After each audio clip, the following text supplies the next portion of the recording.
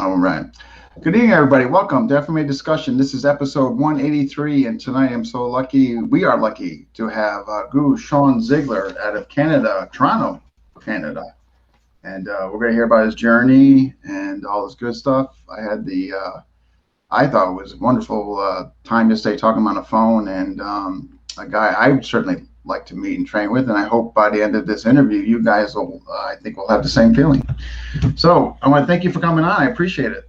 Thank you. Yeah. All right.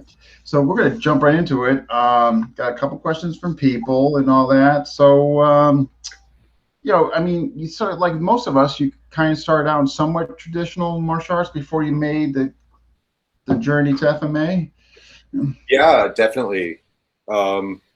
I don't know how traditional. I mean, I don't know many people that studied Hungar, but I mean, certainly the Taekwondo is very traditional, and a little bit of Shotokan. So, but yeah, like the first 11 years was pretty much standard fare, with the exception of the Hungar with Joe Larai, whom I'm starting to find out more about recently. It's really neat that the guy that I started with and kind of washed out from his school because I just wasn't ready for it at 10 years old. But I found out my Hungar teacher went and became an FMA teacher.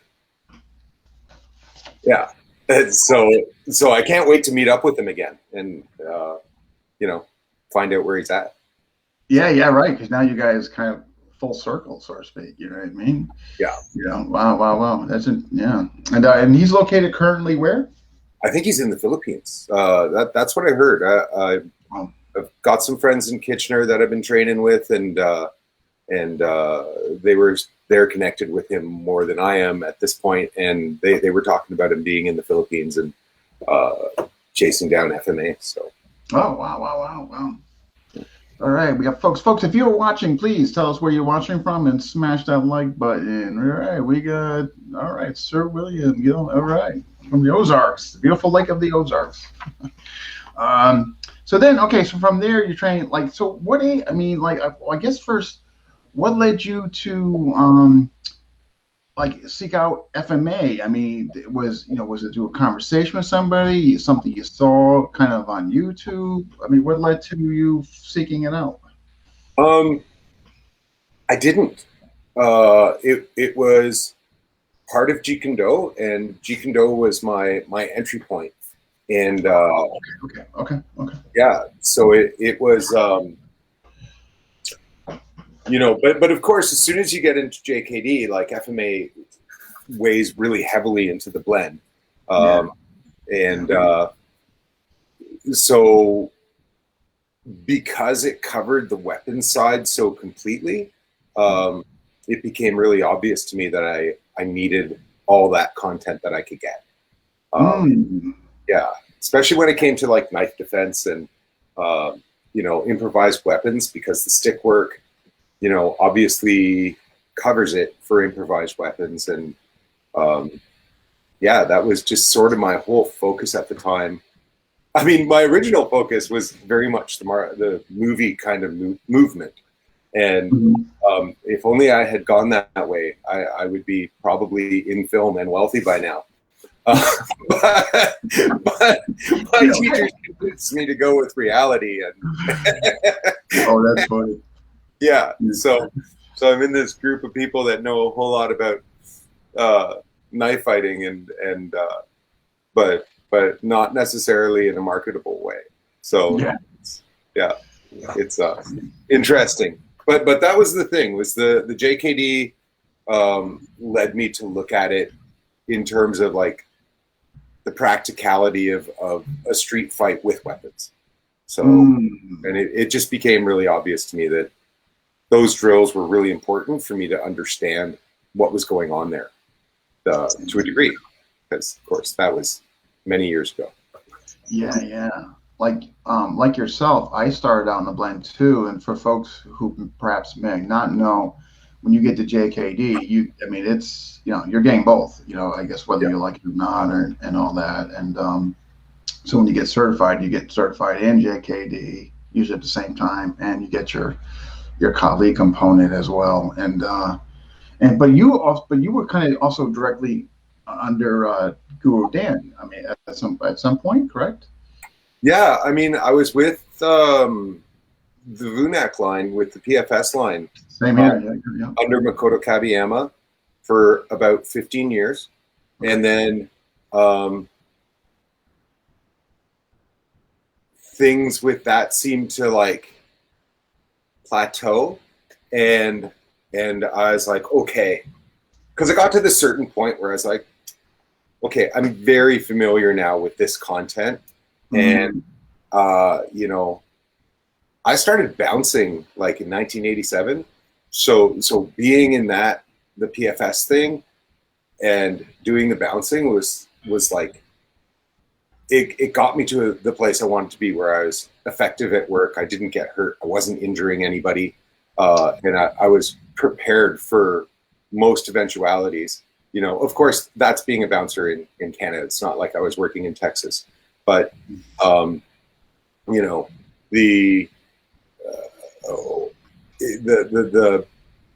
that blend was working really well for me. But it just got to a point where I was like, okay, now I want all the content. I want the volume of content. I've been going to the Eno Santos seminar since 93, I guess, is when Philip Jelena started hosting him in Montreal.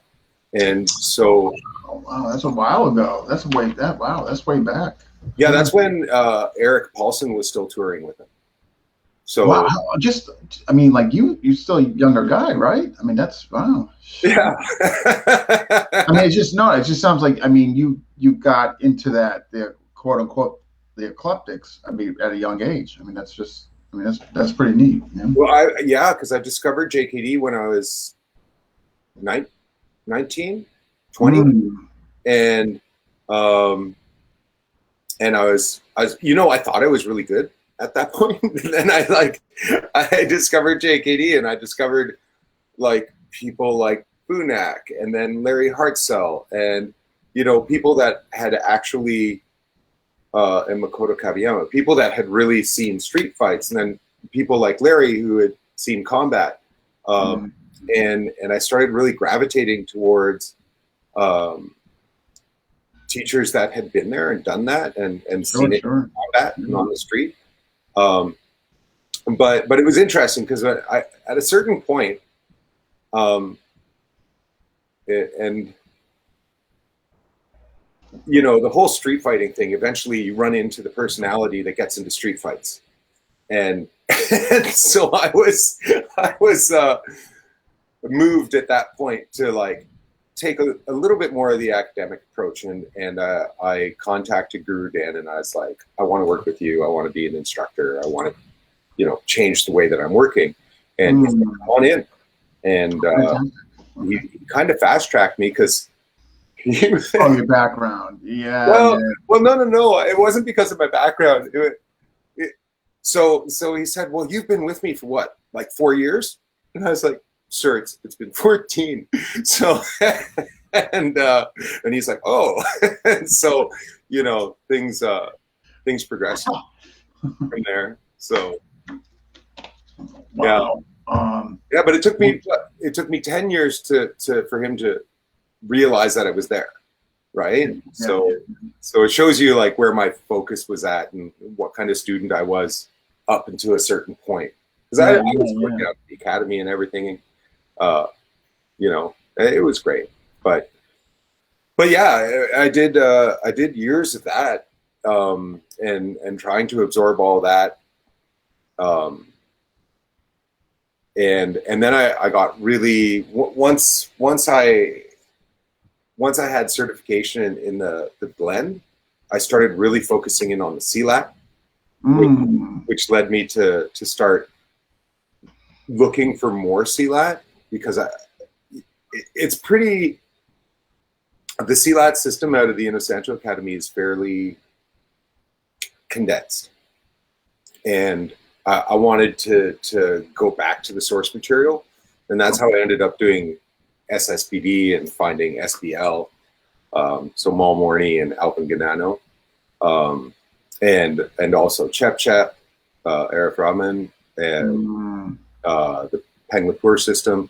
So it was really neat traveling and seeing the source system.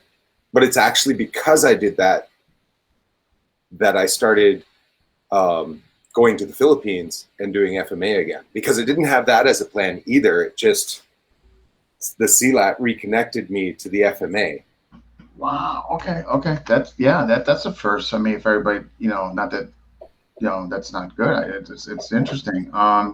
When you, I mean, just, backing up to the blend and all that, like, when you, I mean, whether it was through the VUNAC lineage or, your seminar, you're going to attending dance seminars, all that, like, what resonated with you at the time with FMA? Like, what really just like stood out? Like, wow, I want more of this, or, because what I'm leading to is, I mean, you started doing all the stick fighting. So was that kind of what the weapon at first that really kind of motivated you, or was it all of it? Or?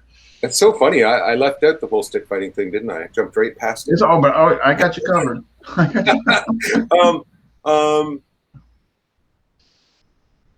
Well, like I said, it was really the knife that, I almost quit JKD over the knife training, because it just got so real one day, and I was standing there going like, holy shit, like we're tearing slabs of people off, and like, and that was before I really understood like the whole lethality of thrusting. But it just, like, I was studying massage therapy side by side with my martial arts training the whole time. And up here in Canada, that's a 2,200 hour course with a lot of hard sciences. And so I'm like looking for like nerve strikes to like shut down the body with that. But it was the functionality, the reality of a weapons fight as it was contextualized by Makoto Kabiyama, who is an awesome instructor. And, so it was that reality that made me feel like I had the edge when I was at work, when I was doing security, which is like the third thing I was doing simultaneously. That was kind of my trinity of employment, if you will. But and I think what happened was I just really fell in love with the practice of stick and knife, and I really felt for a very long time that stick was, the stick and sword were the same, and that I should treat them the same. And that came from Makoto, and I guess that might have maybe came from his kendo background, kenjutsu background, where, he was like, these are very, very similar. But of course, that all changed when I started doing Dog Brothers, because then I was suddenly like, oh, you can't use a stick like a sword. Because you break your thumb. So, yeah. It's but the movement of it, just generally at that time period, and I think this is the whole thing about me and martial arts, is I'm just love building up my flow. I like the continuation of the movement, the understanding where in the sequence of events that you can meet with an opposing force. Yeah. And so I really love falling down that rabbit hole. So it was probably the thing that drew me the most to FMA was that. And then also the history, like where the Philippines and the Philippine warrior culture inspired me, because as a child, I was really into the Japanese warrior culture and the medieval warrior culture of Europe, and the warrior culture of our indigenous people. And interesting. Okay. Well, because the concept of warriorship has always been very interesting to me. Because it's this thing, it's this ideal that you can never achieve, but you can reach for it forever and it'll improve your life. So that's a good way of putting it. Yeah. So that was kind of the thing. And when I saw the Philippine culture of warriorship, I was like very motivated about that, or by that. And this idea of, which I hadn't seen previously, of massive overkill. Right? Oh, the templates and depending on the system you're in with knife and because it was like, if you're in this situation, you have to just continue to apply damage. Yeah. Until you're safe, until it's over. And it's funny because at that time that was like, wow, it's like, so this is what you're doing. And of course, if I'm sharing that with my classmates or if I had students, in the early times, it was, that was the thing that I was fascinated by. And it's hilarious to me now because I'm still fascinated by it and I'm still reaching for that mentality of do the damage first and more, and keep doing the damage until it's done. But I mean, it tiers, right? You have different levels of understanding how to apply that principle. But FMA was the place where I saw that first, and so I guess going with that, and then of course, it's funny because in Dog Brothers, like that kind of falls apart a little bit because you're looking to score some hits, you're looking to get in, you're looking to finish the fight, but because of the overall model, you're not just going to sit there and wail with the stick on the person, right? Yeah. Right. Okay. Yeah, because I mean, this is the finisher. this just gets you in, right? Yeah. Right. It's either, Okay. Yeah. So, wow. No, I can see the duality what you're speaking of there. Like here you are, like, hey, I want to get that point where like first, most, and all that. But in Dog Brothers, with a creed and a code that you can't just do that to your fellow. I mean, and so, what? Here's the thing, what I'm curious about and all that, and I got, oh yes, Elric, and I'm definitely, I'll get those questions, absolutely. Like, what led you to seek them out? I mean, like, or what your curiosity or gave you the inclination, like, hey, you know what, I think I want to do this.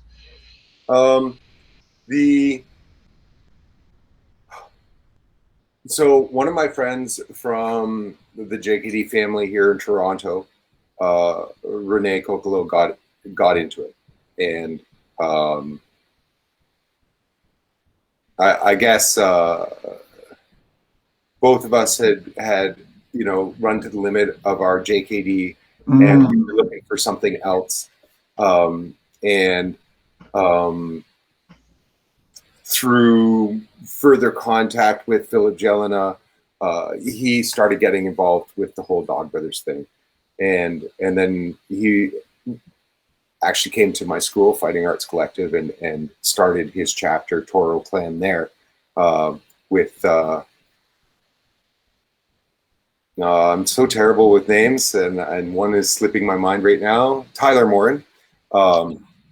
And so Toro Clan was formed, and I guess they're like, well, you should go down there and fight. And so I was training with them for, I don't know, 2 months, and I saw the context by which they were training, and the context that the Dog Brothers were promoting for the training, and I applied myself to that training for 2 months, and then I went, and it's just like, it was kind of like a, yeah, sure, I'll do it.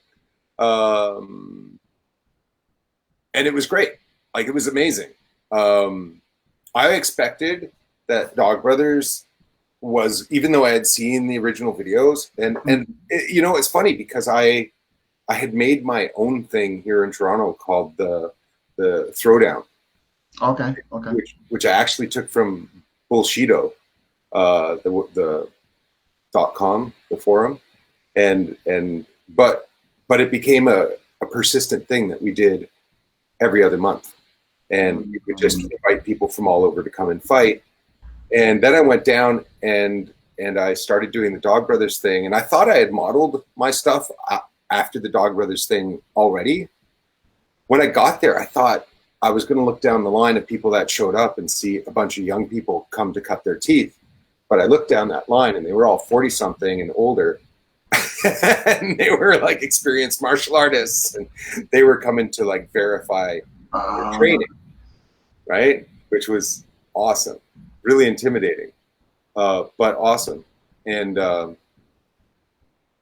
but yeah, I remember it was actually, there's a good story out of this, because this was where I realized that stick is not the same as sword, and that the way I had been training FMA this whole time was wrong, because I was fighting this guy, and his name was Seeing Eye Dog. So he's only fought Dog Brothers when I was down there. Didn't fight anybody that wasn't already a Dog Brother, and that's just kind of a thing that persisted. But the very first stroke, he threw a number one, I threw an inside deflection, and in that moment, I realized I had dislocated my thumb. And I had dislocated my thumb because oh hey, this will do, because I was holding it like a sword. And so the force went directly back. Where is my thumb? Went directly back through the knuckle and dislocated. Okay. So I thought at that time that deflections and blocks were a good idea, and I thought that Sagitas were, or you know, the following blocks were a bad idea, because they were hard to do. But I sprained my thumb, and then he threw the backhand, and I did a Sagita. And my mind completely changed about it. I'm like, yeah, okay, so you don't block incoming force, right? You redirect it, because you'll just break yourself, right? Yeah, all that coming back on you. Okay. Yeah. So it was one of those pivotal moments, and it happened in the space of a forehand backhand. Yeah. So now, was this by chance? Was this your first fight, or was this? It was my first fight. Yeah. Okay, so all right, so just like walk. I mean, I'm just thinking like, you know, I give you guys have so much admiration and profound respect for you guys. Like, you know, I've done full stick fighting, but you know, with group guys in Connecticut, we didn't have nothing like what like you're talking about, like dog, you know, or a gathering, or you know what I mean. Nothing organized like that. Nothing. So when you're there, I mean, it must be like there must be a lot of like going on. You're seeing all these guys. There's people there watching. I mean, like, how were you composed, or were you just like, just nervous? I mean, what's going on? I mean, I was nervous. I was probably also composed. I've been bouncing since '87, right? So, so I mean, I've been in fights, a lot of them, and but these were fights against skilled practitioners, and I was aware of that one Dog Brother fight that resulted in a shattered kneecap. Yeah. And so of course the fear is there, because you don't recover a shattered kneecap all that well. So, and as a massage therapist, I'm really, really aware of what the rehab on that would be like, and how long it would take, and how incomplete it would be ultimately. So yeah, I had a lot of fear, but the context of the thing leads to it's still not a real fight. It's not. Friends at the end of the day. Yeah, right. Yeah. Everyone goes to the hospital, hopefully. You know, what happens is you go full out, and you you can get hurt, but if you get hurt, they're going to stop, right? Yeah, no, I've seen that. No, it seems like they're on top of that. Yeah. Yeah.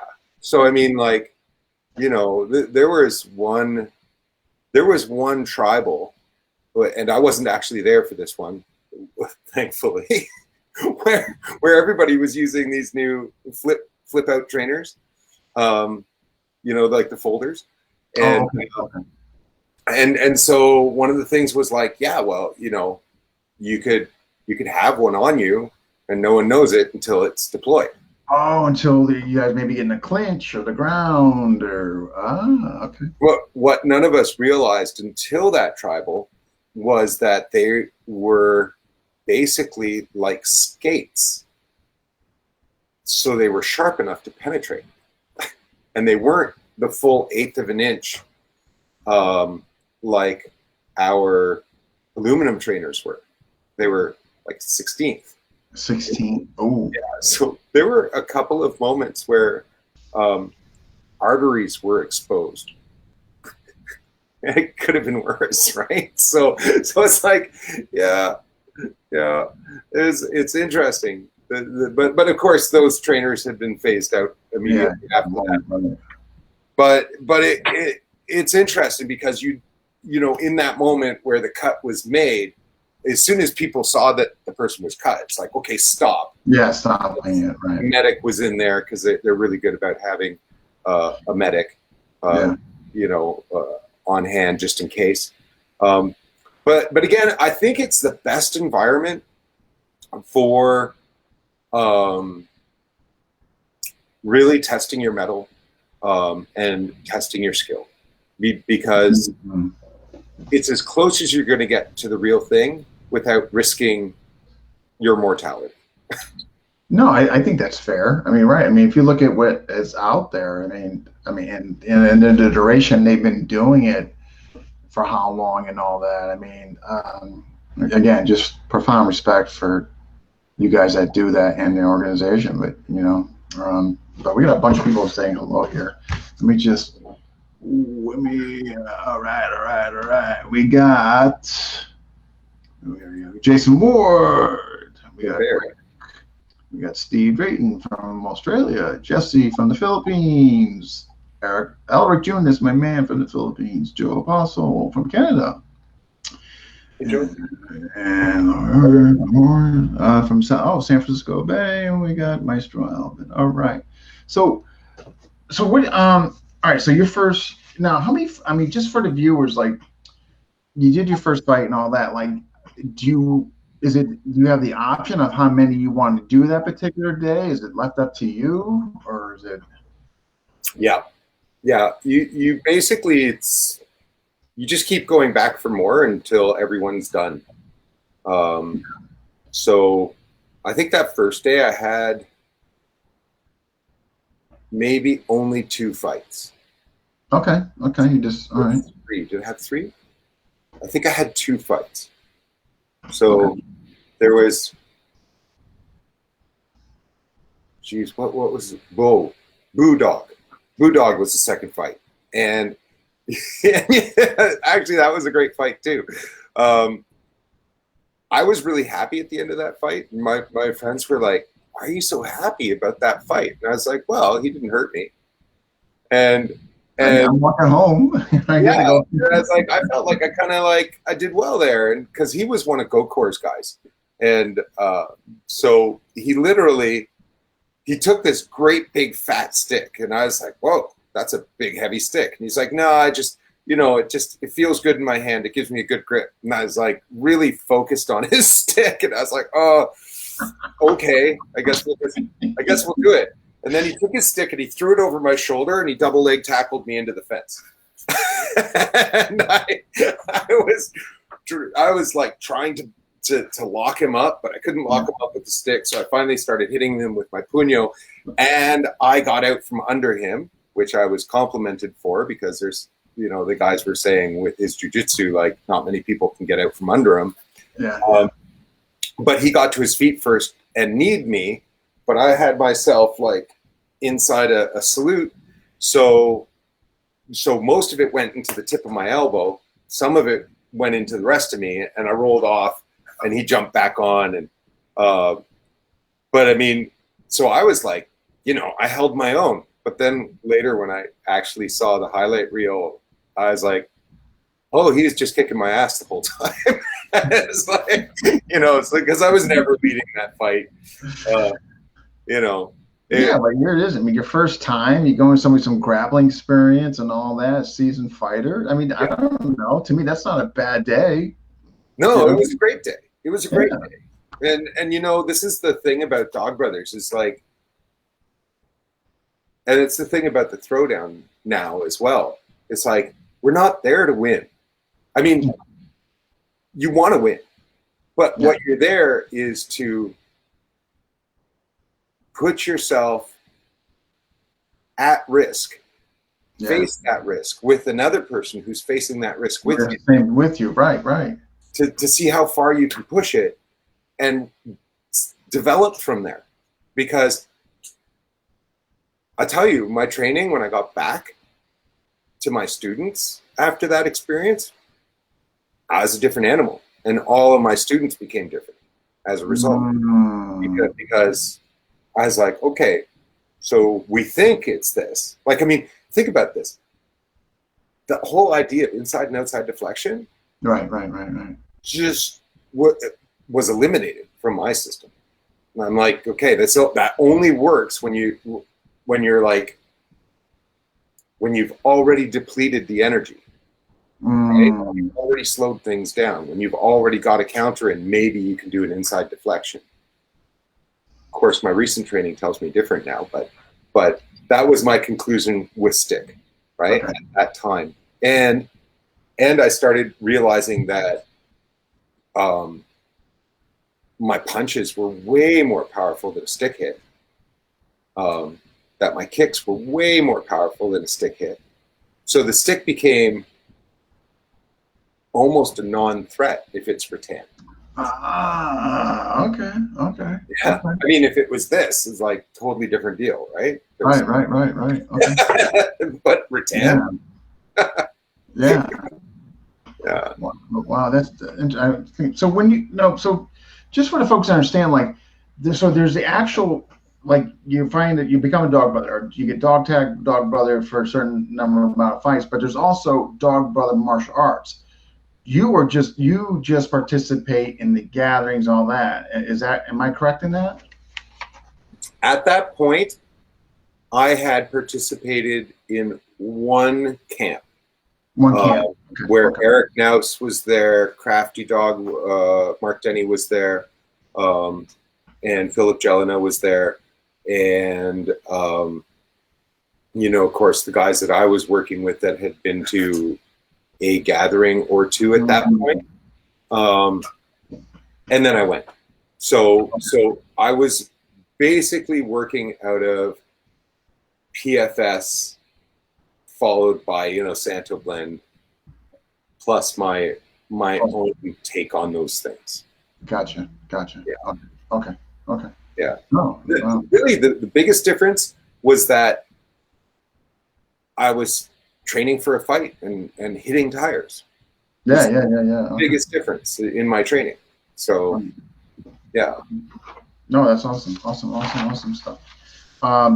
So at some point in this tenure of yours in your journey, you had a school and are teaching. Sounds like you've had a school for quite some time. I mean, it sounds like since I guess I got my instructorship under PFS and the JKD family in '99. Okay. And that's when I started teaching.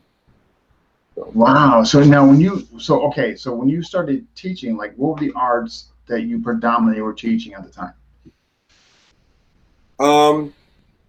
Basically, it was the PFS model with a real focus on whatever stick work I had from the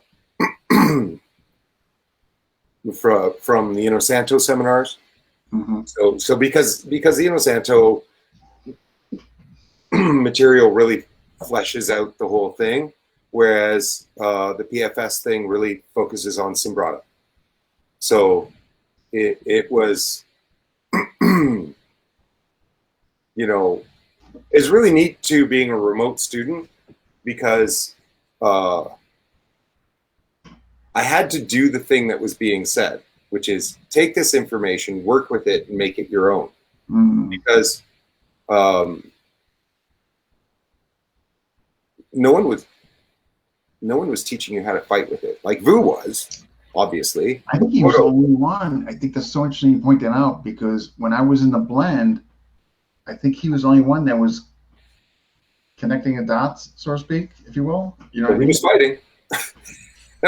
Right. You know. Yeah. Because I just remember, like, I went to a seminar. It was a Larry Hartzell seminar, and I was under the Boone acting, and my teacher had us, you know, absolutely sparring and all that. But my teacher says, "Look, you're going to see guys there that are just doing curriculum." So you know, and it was interesting because I was kind of a newbie, you know what I mean? Like, this is my big first seminar going to this. I'm a little overwhelmed, taking notes and trying to, very overwhelmed. And but it was interesting. He says, just look. You'll see the guys who are just kind of drill, and you'll see the ones that kind of put the dots together. Yeah. And I finally realized shortly thereafter was that people blame the Asano curriculum. You take it, you do what you want with it. I mean, if you choose to be in that assembly line conveyor belt and do whatever else is doing, well, that's your journey. Yep. If you choose to really like make something out of it, you know, turn it around, twist it, dissect it, whatever. I don't think a lot of people get that. What's your thoughts?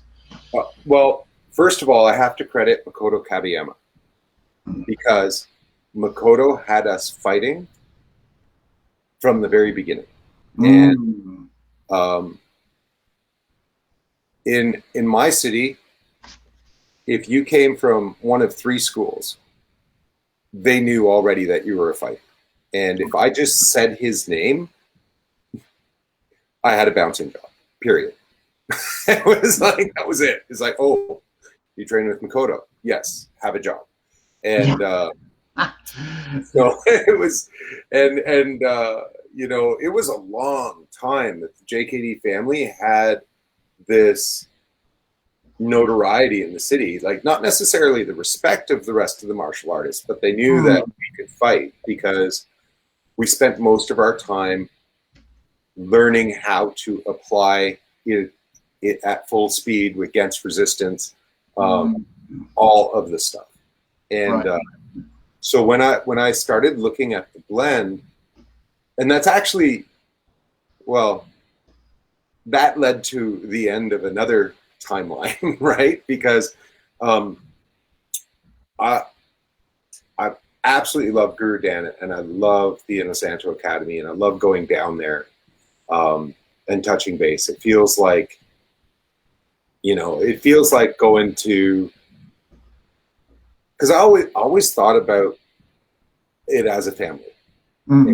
So I looked at Makoto as kind of the father figure, and I looked at Guro Dan as the grandfather figure, and of course Larry as the crazy uncle that really does it. Yeah, the crazy uncle. It was like, I love Larry, but you know, eventually I realized, like, for the most part, when I'm at the academy, it's about the volume of content and crunching curriculum and yeah. And once I started doing Dog Brothers and re-crunching all of the curriculum, it got to the point where I was like, I'm seeing it, and it's like, and then I see, like, I realized I'm hanging out with the senior guys, going to lunch with the senior guys, and that was awesome. But then I realized, like, most people around me were like, did you get the 27 count? And I'm like, did you get the 5 count? It's like, you know, and I don't mean to be. No, I get you. I know where you're going. Yeah. But there's a lot of folks that are really, really keen about the volume of content, not just agreed. Yes. You know, can it be applied? Like, yeah. That's the that, and I'm going to say it. You know, again, I have profound respect for all the names that you just mentioned and all that. But if the individual just takes it, recycles it, you just have a conveyor belt. Just you can recycle, and somebody will come out with maybe a new vine from the tree or whatever. And but yeah, I just, it's like knowledge, but certainly not applied. Or and I don't think anybody's really extracting, breaking apart, researching, seeing. You know, it's kind of being just passed along. I don't know. Sadly, you know. Well, I mean, it's not sad. It's not. I don't think we need to be sad about it. You know, the beautiful thing is, I have no doubt that Guro Dan knows how to fight. No doubt. I have no doubt that he has more detail than he reveals, because people have come to expect a certain thing from him, and he provides that. And it's like saying the traditional arts don't really have value because they're like doing curriculum and they're repeating kata, and it's like, yeah, but if they weren't doing that, then JKD wouldn't have anything to work with. For back in the day, when that's what it was basically matched up against. Yeah, sure. Right. Like, I mean, like, if JKD is the study of all martial arts, and I would add in their environment, with their neighbors at that period of time, with the technology that they had while they were developing it, right? If those arts weren't being crystallized and maintained as a certain degree of dogma and curriculum and rigidity, a JKD person would have nothing to explore, right? With the other, yeah. No, I could definitely appreciate. I guess what I meant by sad was that more don't take the inclination or the enthusiasm, or like try to like find or create and all that. So not from the perspective of the system, or certainly not from, you know, Guro Dan. I guess the students, like, I just think, why are not more trying to find truth, or why are they not, you know what I mean? Why the reluctancy to step out, I guess, is what I'm leaning towards. But I think, like,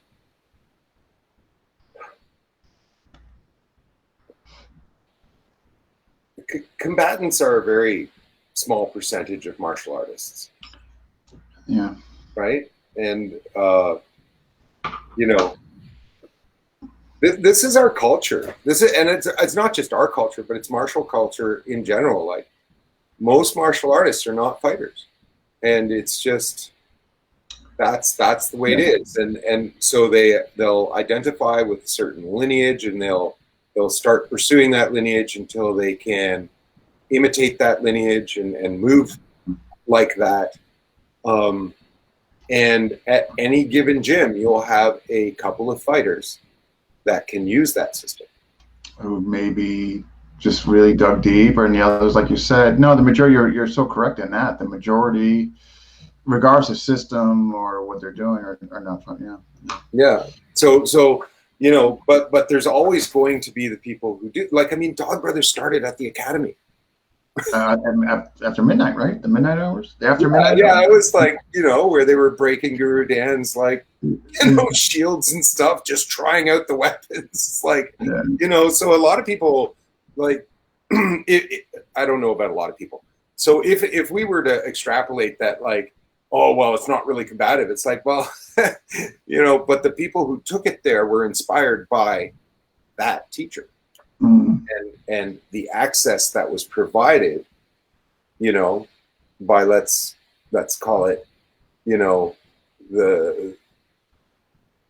I was gonna take it back to an FMA reference and talk about the Stockton thing, but like, not just Stockton, but the whole world of martial arts that was opened up by the JKD pursuit. Yeah. Right. FMA, I mean, absolutely. I mean, can't certainly deny that. Um, when, um, this is going to kind of tie in. So, all right. At what point? I know you're talking. We're going to at some point circle back to the sea lot, Sure. but okay. So you're doing Dog Brothers. You kind of just right. I mean, you're JKD, Dog Brothers, Anasato Blend, all that. But you made mention you went to the Philippines and all that. Where does the Russian house, I guess, come into play? Russian house. So the I found Mal Morning. I looked at the very first video I saw of him. I actually thought he was Leo Gahe, and then I realized, like, just a minute, this guy's too young, and it's in color. and so I looked at the second video, and I'm like, it was the devastating throes of SSBD. Okay. And I was hooked. I was like, I need to learn. And it was funny too, because I was like, I need to learn that because I need these finishes. So, but then I went and I learned, and I came back and practiced, and I was like, you know what? I need the whole system. I need to see how he gets into these finishes. Oh, right. Okay. Yeah, because I was using my JKD to make my entries, and then using his finishes, but it didn't flow right.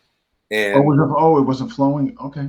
No, because the really awesome thing about SSBD CLAT is that it works instead of it being linear and shearing forces, it's orbital and it uses perpendicular forces. Okay. Yeah, and it uses a lot of impact to set up the structure to make the person throwable. Gotcha. Okay. So I got really into that. So the second seminar I went to was actually in Italy, hosted by Carlo Andreas in Desenzano. And when I was there, I met Alexander Pisarkin. And we went for a walk, and he got a 6-pack of beers while we were walking, and then we stopped and we got another one. and we just talked about martial arts, and we talked about his involvement with the University of Moscow and Eckingsburg, and how he was touring the Philippines and training with all these great people. And, because I followed the North American lore about the Philippines, I always felt that I shouldn't go there because I would end up having to fight someone for real. Just because you're being a Westerner? Or not just being a Westerner. Like, there was actually times where people would call me up from the Philippines and go, "Oh, you train with Guro Shawn? Like, that's bullshit. Like, you should come train with me." And I'm like, "Oh, really? Wow. Oh yeah. I got more than once. I got these calls where, obviously they wanted me to come and train with them. Sure. But then it would degrade in them, like putting down Guro Shawn, and I'd turn to them and I'd say, I wouldn't even know about you. Yeah. If it wasn't if it weren't for Guro Shawn. Yeah, like no one would even care. Like Filipinos don't even know about Filipino martial arts. Exactly. So, and I can't tell you how many Filipinos I met. And I tell them I do FMA, and they're like, "What's that?"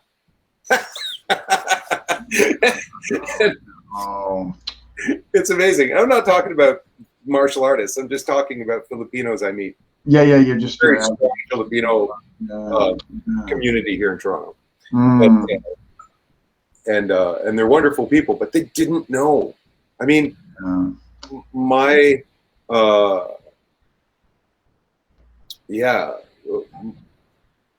my wife at the time was half Filipino, and she didn't really identify anything to be really proud about the Filipino side of her heritage until she met Guro Shawn and saw the Anasanto Academy and saw all the things on the wall and started seeing the history. And it was like, because it just didn't know. So yeah. So it was it's kind of an interesting thing that people would do that. But all that to say, I was worried about going to the Philippines and just showing up and looking for instructors, because I was concerned, after reading the histories and so on, that I wouldn't know how to get someone to practice with me without instigating a duel. Gotcha. Okay. Yeah. And so then I found out that Mal Morney was going to go to Russia House in the Philippines. And I was like, well, hey, you know, Alexander and I respect him, really like the guy. And we did some training when we were in Italy together, and, you know, I guess measured each other up a little bit and found each other, you know, to be something we could respect. And I was like, man, if I let him introduce me to all these people he's been meeting for the last 10, 15 years, right. then like, at least I'm making a solid introduction, you know, that there's a good foundation being built. And I called up Mal and I said, hey, Mal, do you think it's worth my time to go to this event? And he went all fanboy. He's like, Romeo Macapagal is going to be there. He's famous. And I was like, okay. I didn't even know who he was at the time. And I was like, oh, all right. So I'm in. And that was it. It was like, I want to go and see. And it wasn't, you know, my idea was I was going to get like a ridiculous amount of time with Mal. Yeah, right. Okay. And I was going to get a ridiculous amount of time with Alvin, because both of them were going to be teaching at this camp for 10 days. Right? So I'm like, 10 days. Like, so I'll go the time you're going to get with these guys, right? Yeah. And plus I'm going to meet all these grandmasters from the Philippines that are doing Arnis and Eskrima. And I'm going to be able to see like where Western FMA stands up to local FMA in the Philippines. And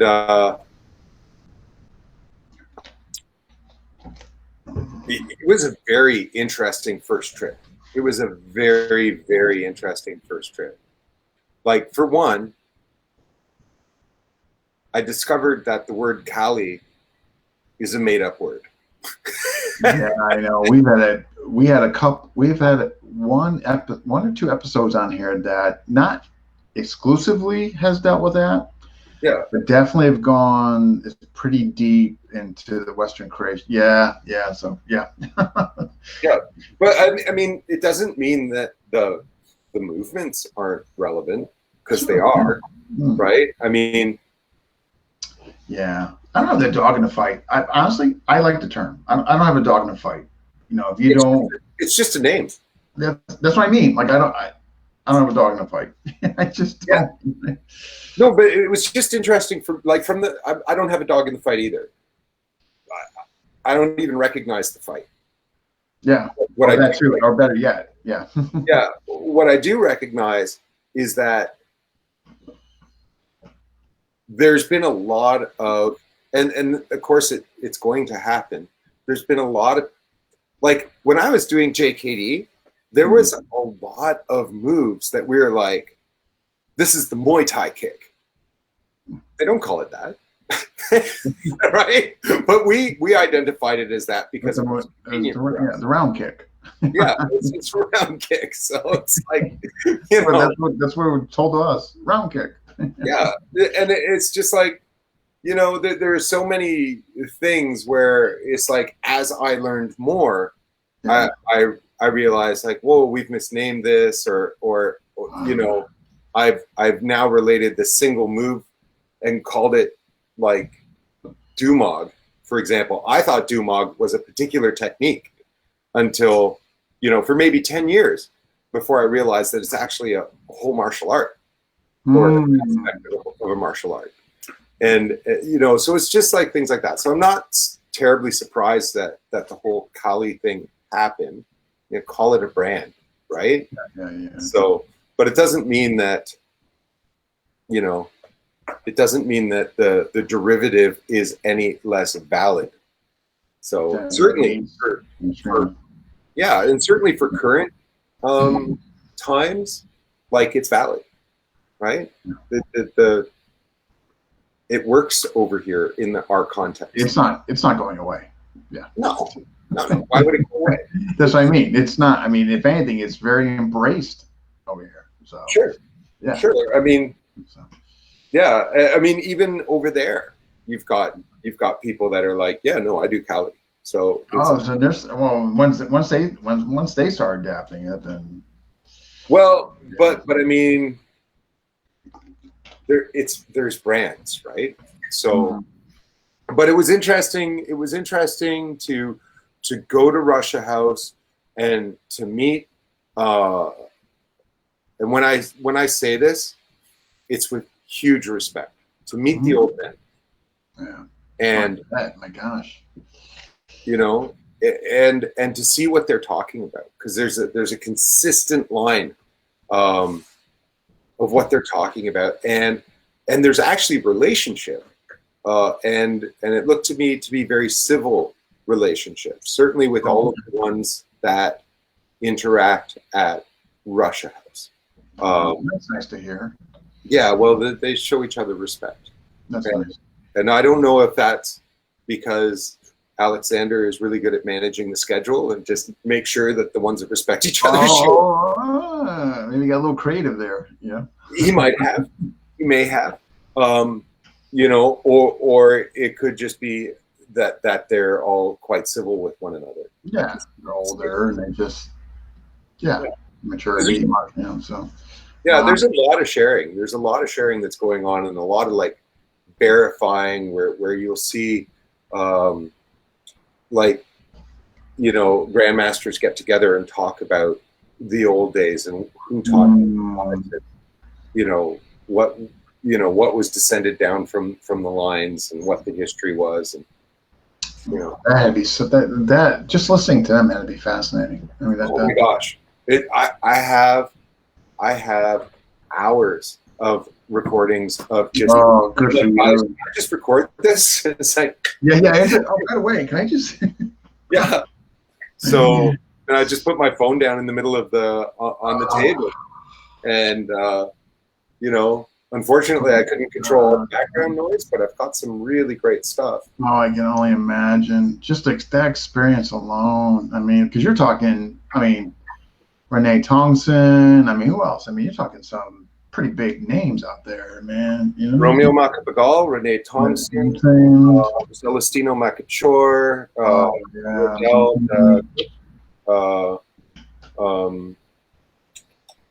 Nick Mendez Alazar and Norman That's Alazar. right. Yeah. Bobby Tuata.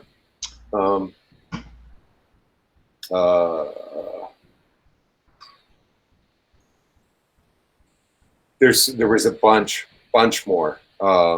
Their names aren't rushing to. Yeah, no, but I mean, I remember just seeing like, I mean, all the names you mentioned, of course, and some others, but just the name you mentioned. That's a lineup right there. I mean, but now after this, this is where you kind of get to meet Monroe. Yeah. And kind of what I'm assuming is kind of what developed your curiosity, interest in KI, if you know.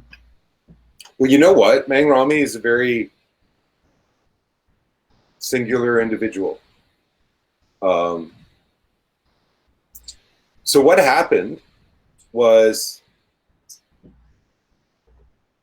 he was there at the beginning, and he is basically, you know, Alexander and just a minute, the name's running away from me. It'll come. They made a video called The King's Blade.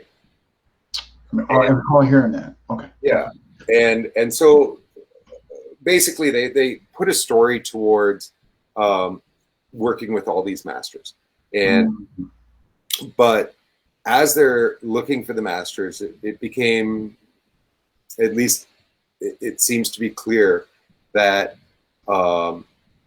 he found Romeo Macapagal, and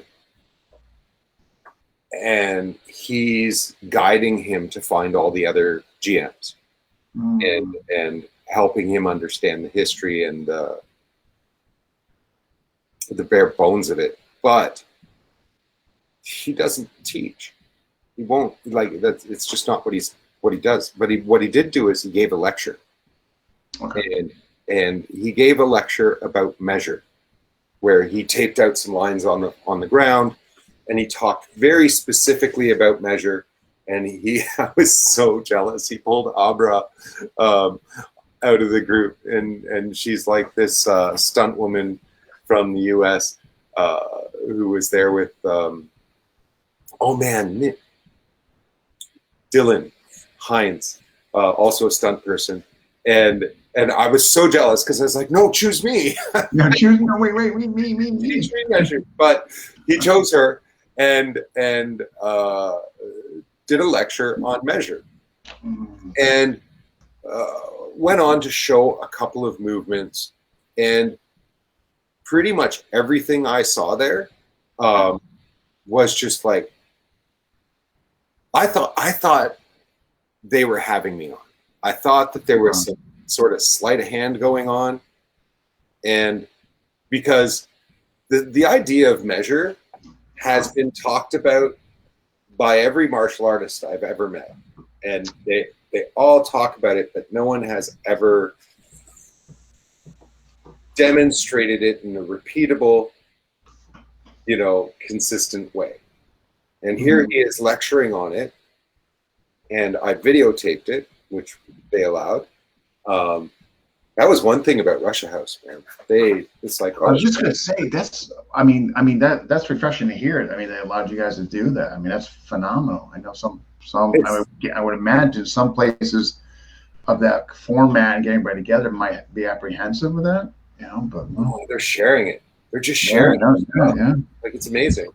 So he gave us this thing on measure, and then he went so far as to introduce the Payete Arnis group, and they showed us their version of measure, and taught like a whole seminar, and it was really kind of mind-blowing. And then I went and pursued both of those things. When I went home, everyone close that door. Sorry, that's okay. I'm skipping a whole bunch of what else happened at Russia House to continue this line of the story. But I went home and I started practicing measure the way I understood it, which was incorrect, by the way. I didn't have it down right. And I went and fought in another Dog Brothers gathering in Canada. And between the SSBD and the measure, I got nicked twice in that day in 7 fights. Wow. So something obviously was clicking. Something huge was clicking, and I was doing it wrong. and on top of it, you're saying you were doing it wrong. Wow. Well, I was. My understanding was mixed. I thought I was doing it one way. Like, I thought I was doing what he showed us, but I later discovered more accurately what I should be doing, and I got to train with someone who was training with him after that, and then he invited me to come back to the Philippines and train with him directly, and that's been game changing. Wow. So wait, just circa what year about? 4 years ago. 4 years ago, when you went back, so okay, they trained them solo. So I've gone back to him 3 times. Wow. Okay. Oh, fantastic. And wow. And of course, one of the many blessings of this COVID thing is that we have this really strong online relationship where I get to train with him pretty much weekly with a training partner. And so I don't think we would have been able to do it had I not gone and spent right significant time over there. I've gone back to see him 3 times. I don't want to say 3 if it's been 2. Hey, Elric, how many times have I been there? So, yeah. Oh, thanks, Alex. Yeah, we should have mentioned Yuri for sure for Kingsblade, but yeah, the training with him has really been game changing. It's the thing is, so I've seen people teaching Illustrissimo all over, right? Mm-hmm. But the level of detail. This sounds like a familiar conversation. This. Yeah. The level of detail from Mangrami is just mind-boggling. Yeah. And the system is actually quite simple. Like, it's small, but for the detail, you know. But the list of techniques is short. So, yeah. But it's incredible. Like the way it's changed the way that I look at things. And I feel like the teachers I've had are the very best that I could find. And to like find a teacher that makes me feel like I'm starting over, like that's huge. I was at the point where I didn't think that was going to happen again. Yeah, it must be refreshing to then, you know, to find that, you know what I mean? You know? Yeah, because I was at the point where it's like, you know what? Yeah, I go to the seminars because I want to see how people are going to present the information, and you know, like, yeah, I know everyone's got their specialties and they've got their, you know, this is like the moves that I know how to make work, and yeah, and I love that stuff. But I was sort of past being like blown away with content, and in this particular case, absolutely blown away with the detail. So, yeah. Wow. Which leads to a question from Jason, and Jason's question regarding KI is nice one, Elric. Yeah, please talk about range in KI. Range. That's Jason's question. I'm just gotta close his door. Yeah, that's Jason Ward's question. Yeah. Sure. Talk about range in KI. Well, I mean, really all there is to talk about is measure, right? Because you're either in measure or you're not in measure. And only one person can be in measure at a time, right? So, because to be in measure means I can reach you and you can't reach me in that moment, right? Because we've seen people discussing how some of the demonstrations of measure are kind of easy to fudge, make it look like, oh, look, I can reach you, but you couldn't reach me. And I've certainly seen that. Certain people, like, less informed, talking about that. But it's in the specific moment of the strike. And the beauty of it is that it's all geometry. So it's completely, once you understand it, it's completely repeatable. And you know, it's very straightforward. So basically, the idea is that when a person's stepping in to hit you, you angle off, and you take the direct line, and you force them to reach down the hypotenuse. Forcing a delayed recovery, late recovery. Right? Well, it's you've changed their apex can't reach you because their apex was aimed at something that was 90 degrees to the point of origin. Right. So you're now at 90 degrees and they're at 110. Under 10, where they're missing, but you're able to access them. But thus also the way you're coming in and all that, I can imagine that their recovery is going to be kind of like, whoa, where'd that come from? You know what I mean? Well, it won't matter because even if they apex at the exact same moment in time that you do, you have the shorter line. The short, correct. Yeah, and so theirs is going to pass unless you've made an error. And right in your positioning. Or, yeah. So if your posture's off, then you might leave a shoulder or a bicep or something in the way. But if your posture is correct and your angle is correct, then you'll have the direct line, and they will be reaching slightly past their own apex in order to reach you, and they can't. Yeah. Right. And of course, there's always the possibility of suppressing them and following that in, but that brings you back into, let's call it, trapping range. Right. We're coming. Yeah. This stuff I love. Wow. This. I know. It's just we were talking about last night. It was just such a great conversation. You know what I mean? Yeah. Well, I mean, it's so funny because it's the same conversation I've been having forever. Yeah. When I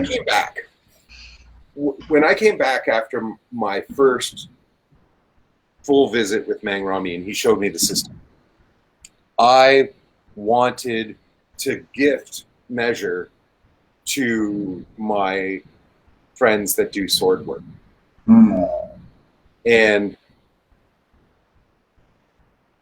But I had certain promises to keep because he's like, don't just give it away. Yeah. Just give it away, then people are going to turn around and they're going to claim it as their own. I was like, oh, no. Like, these are good people. Like, they'll never do that. So, but what was interesting is that the problem wasn't so much that they tried to claim it. The problem was that most people I showed it to were like, oh, yeah. Oh, we always knew about that. And then they didn't practice it. And I was like, but I just gave it to you. I just gave it like you just gave it to them, and they always do that. It was crazy. It's like, oh yeah, we knew that. It's like, but I've been fighting with you for 15 years. I've never seen you do that. Yeah, it's like, how come you never taught me that? How come you never used it against me? Right? It's like,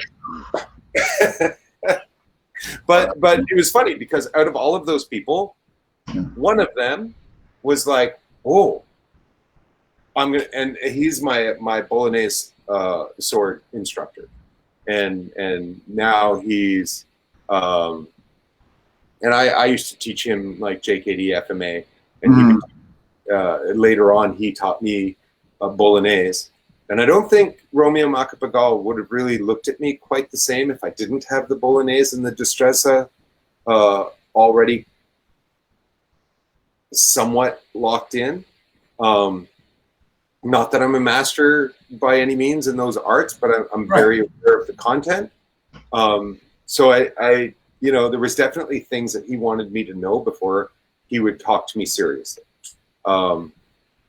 And so I was really grateful for Aldo Valente sharing that with me.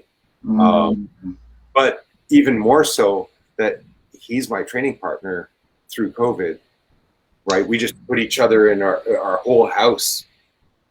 Both of our houses were in the same bubble, and we just continued to train. Yeah, I think I would have gone mad with them. Yeah, I was fortunate to have somebody similar like that because I was like, I don't care what's going out there. Not to sound selfish, because I mean I wasn't like reckless. Right. I mean I wasn't putting people in danger, but I'm like, no, I can't be doing this, man. I can't be like not having somebody to. Right. Yeah, I think I would have gone mad if I wasn't training. Yeah, I'm like, this doesn't work for me. I pivoted immediately to online. And so my students got a semblance of what we were doing before, and I actually found it really I find it's a really powerful tool to teach online, but to teach someone that you've never trained with before, that doesn't understand the basic context and the basic style of movement, I think that would be difficult. If they have no sense of, no, I agree. If they have nothing, I think that's challenging. Yeah, I think it would be challenging that way. But I need progress in my training. I know I need to refine. That's what I mean. Like I can't be having like time now. I know that's just like that doesn't work for me. Just as enjoying, again, I wasn't reckless. I would make sure, people were in agreement, and we was just us, and if mask, that's fine. I don't care as long as but you're there. Yeah, it was the same thing. Like we had the mask. We were talking to each other from 15 feet away, and yeah. Like, you want to talk about long range, huh? Well, and we trained through the winter outside. Oh, fantastic! Yeah, like we did not miss. We were like, oh, it's snowing. Oh, it's freezing rain. It's like, but we were like out on the ice, like trying to fence, like, which taught us a lot. But it's good stuff. That's awesome. So, okay, so now you Estokada de Campo, Montini. Like, how did that come about? How did that unravel? Mang Rami introduced me. It makes sense. So, all right. So your thoughts? Well, I interviewed him. I find I'm fascinated by him. I really enjoyed his interview. I like him. Matter of fact, I got invited via Jason Ward to his Sunday class this Sunday. Oh, nice. I'll see you there. Oh my God.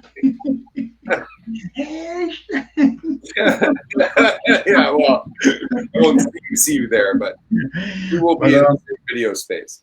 Yeah. So what got you? You were introduced to him, but what made you pique your interest to kind of dive into that system?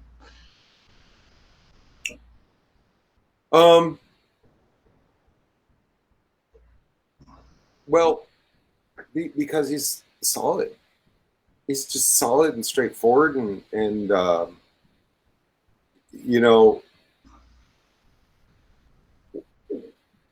once you sit down with Mang Rami and you listen to him talk, and you get a sense of like where he's coming from and how incredibly dedicated he is to being accurate in what he says, because it's not enough for him to have a personal experience. He's going to take that personal experience, and then he's going to study the history, and he's going to study the relationship between that experience and all the other ones. So like his martial art, yeah, okay. But what about all the other ones around it? And what about the ones that gave rise to that martial art? And he's going to study those too, so that when he talks about it, he can put it in historical context, he can put it in a context, cultural context. When he introduces Montini to me and says, this man has my respect, and I got you. Yeah. And I know that Montini is responsible for writing, the book that the history book that he did. Yeah, right. Yeah, I know the book. Yeah, where it's what's that called again? Actually, you know what? I think the myth. Yeah, the Cebuano. That is correct. The myths. Cebuano scream. No, yes, this one. Oh, you got it. Shut up. Oh, yep. That's it. Yep. So he wrote this book, and then subsequently received an intense number of death threats from people who were upset that he was myth busting their. Yeah, right. Their tales. Yeah, so it's like,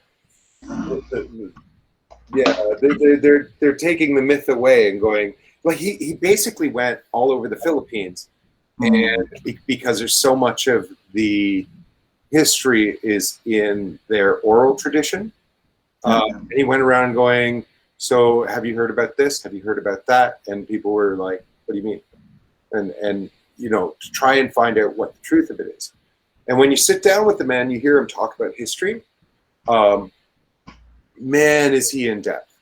So clear, and he has the names and the dates and the names associated with their roles in the military, and like he knows what he's talking about. It's very, very clear. And then you see him teach, and there's no pretense, there's no ego, there's no nothing about himself in it, right? Like he's not sitting there going like, I'm great, you know, at all. He's like, but my teacher was, and his teacher was famous. Right. So Eric Ovidus and of course Caballero. Okay. Yeah. So when I see someone who has the ability to speak in academic terms and to tell a story with the facility that he has, simplify a martial art down to we're doing this, and then when he sees you repeat it, he's like, oh well, you got that quickly, let's move on. He's not mystifying anything. He's not, you know, he's just like, well, this is what we do. Oh, okay, well, you understand that one, let's move on to this one. Right. Okay. I was lucky. I had a chance to work with Roger Agrulos. Roger. So, yeah. Of the Lamenco system. Yeah.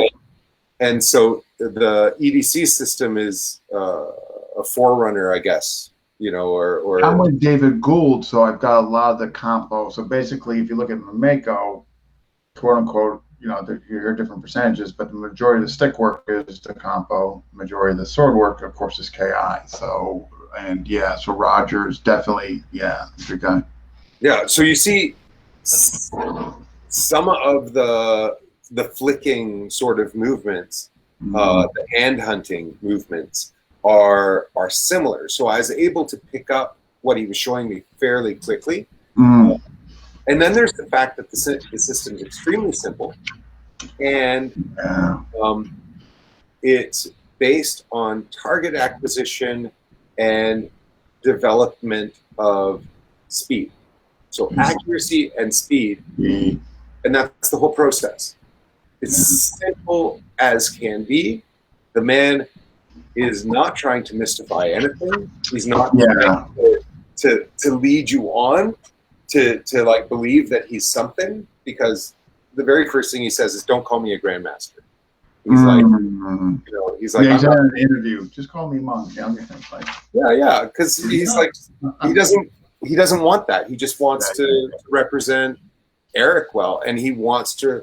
He even tells you like, go and work with the family, you know, for JC, the grandson there is doing Paulo Puggling, I think, is helping with the videoing and I'm terrible with the names, so I'm glad you've got them on lock. Yeah. No, because I'm due to, well, one, I'm having Paulo on, and two, I want to definitely do that, do something with him as well. But when I talked to Jason, I'm like, well, this would be kind of neat. I get along with Montaigne. Why not? Yeah, he's great. And I got a question regarding this, and it's from Jesse, and his question is, how does it complement your other FMA knowledge or systems or training? Which one? Your tools that are under Montaigne. So.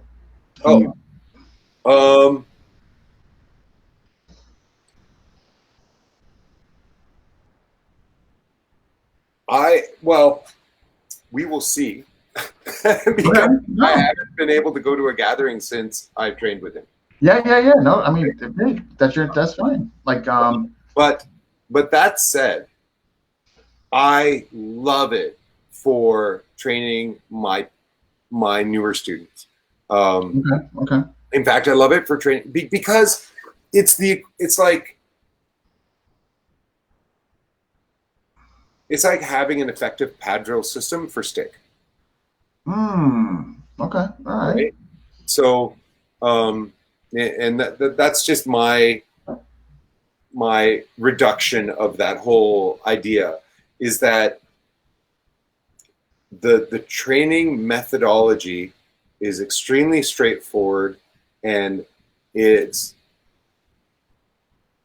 kinesthetic, and you can track your progress numerically. You can look at it, and you can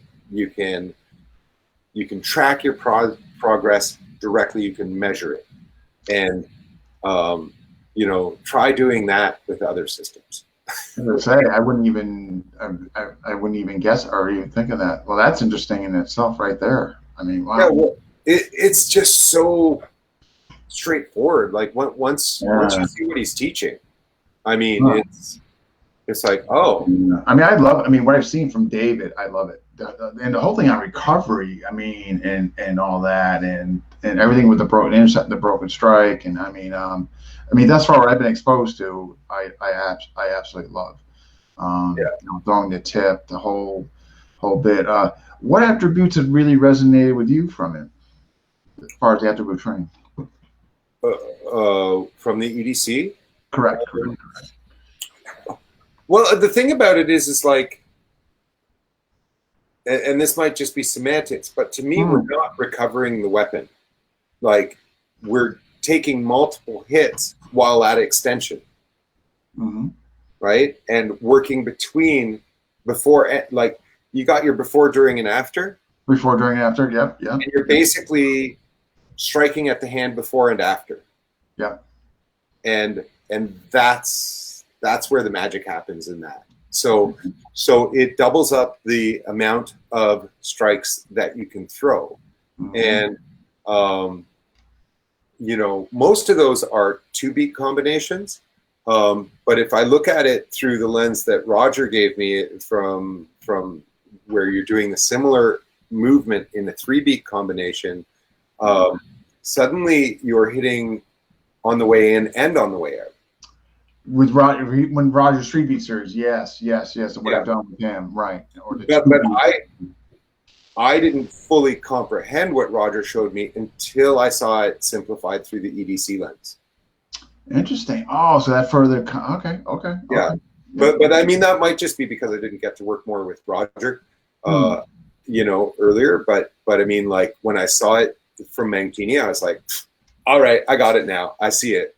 Yeah, I actually told Roger not that long ago and told him, like, oh, I made a connection. So yeah. Roger, Roger does really well with it. I mean, you know what I mean? I mean, he's intercepting with the broken, off the broken. But when you, so this, something I'm personally curious about. Do you feel the Campo and KI complement each other?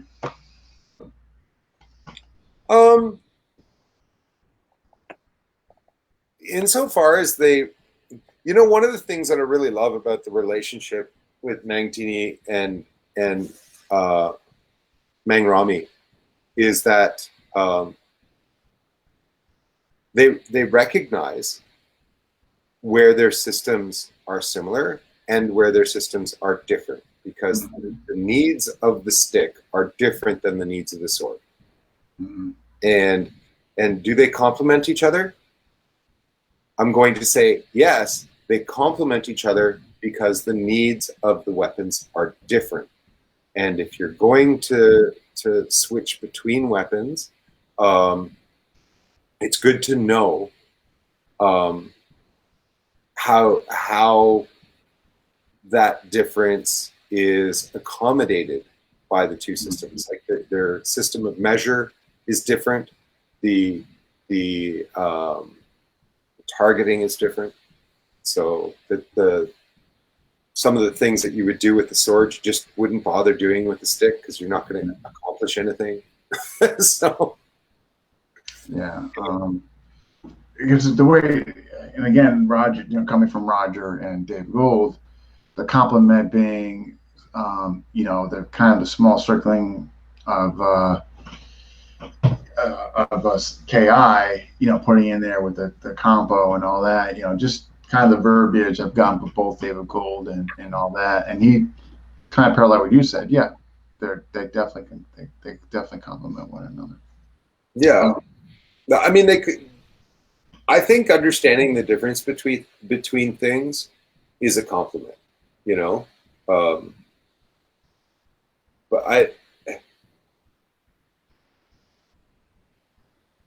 I don't see myself using both of them with one weapon.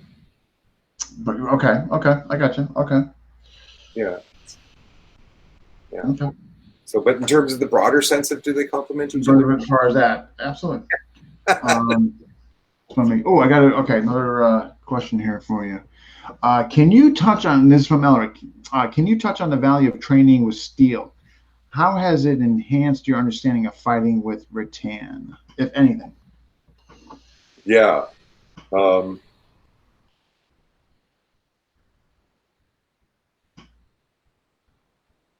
It's, in my opinion, absolutely essential that you work with steel.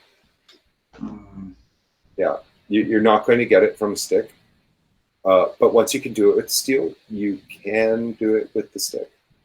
So I just don't think you don't have the same sensitivity with the stick. You also don't have the same immediate sense of mortality with the stick, right? I just noticed that Alex or Maza was saying the EDC complements his Balintawak. And, I got Mang Rami loves Bobby Tuata's Balintawak. He thinks that, and he's stated that he thinks that that's, that is the close-in work of KI. It's to a large degree. So I could see how it is, because it's like you got your close range stuff and then you got your long range stuff. Back to the steel question. The steel is absolutely essential. It changes your mindset, and the details and the functionality of the anatomy of a blade is completely different than what you get out of the compressive forces that go through a cylinder made out of rattan. Okay. Right? Because you have a harmonic and a geometry, a blade geometry that you have to protect and utilize. And a stick, being a cylinder of essentially grass fiber, it reacts differently, and you can do things to it that with the sword you have to be much more specific, much more specific to attack that geometry. You need to fully understand how the sword is going to react, how different tempers of swords are going to react, how different blade geometries are going to react to those forces. So the steel is an absolute necessity, in my opinion. Absolutely necessity. Roger that. Absolutely. Paulo, how awesome is Canada at FMA? I mean, it is very awesome, and because you guys are both in Toronto, right? You know what? Paulo has done some awesome stuff for Toronto, in particular, when it comes to FMA. And I suppose, he'll get around to like all of Canada eventually. But I love what he's doing for FMA in general. And I love the way he's attacking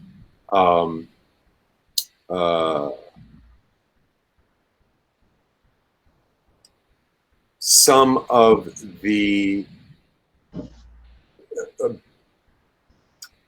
the mindsets that really kind of set people back. Right? Yeah, no, I give him so much credit for what he does and the way he does it. I'm a fan.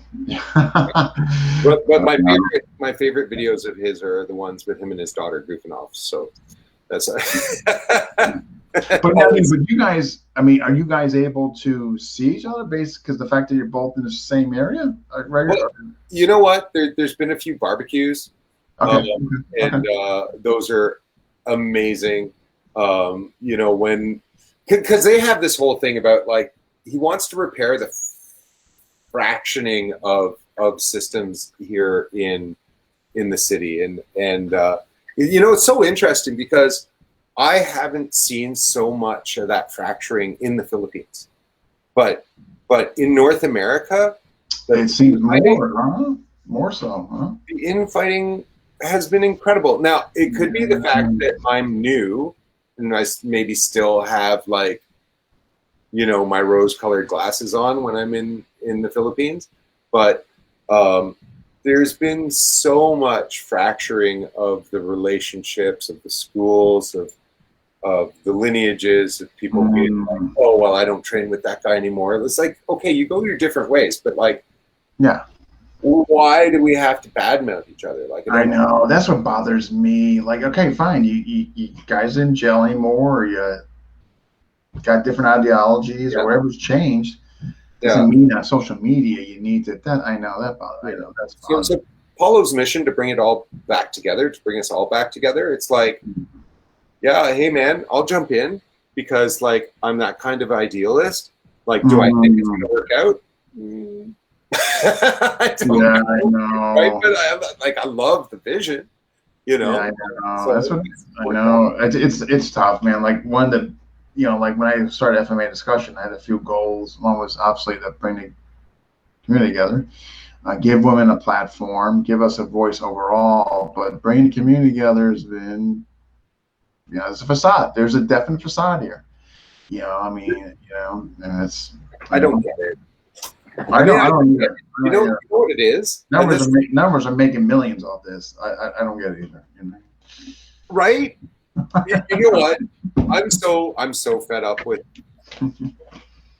I've said this once before, but I've never said it publicly. Am I going to say it? Sure, I am. You're going to say it. Drum roll. Never before have so many men rested on the laurels of warriors from the past whom we can never rival, and made such a big deal about themselves. like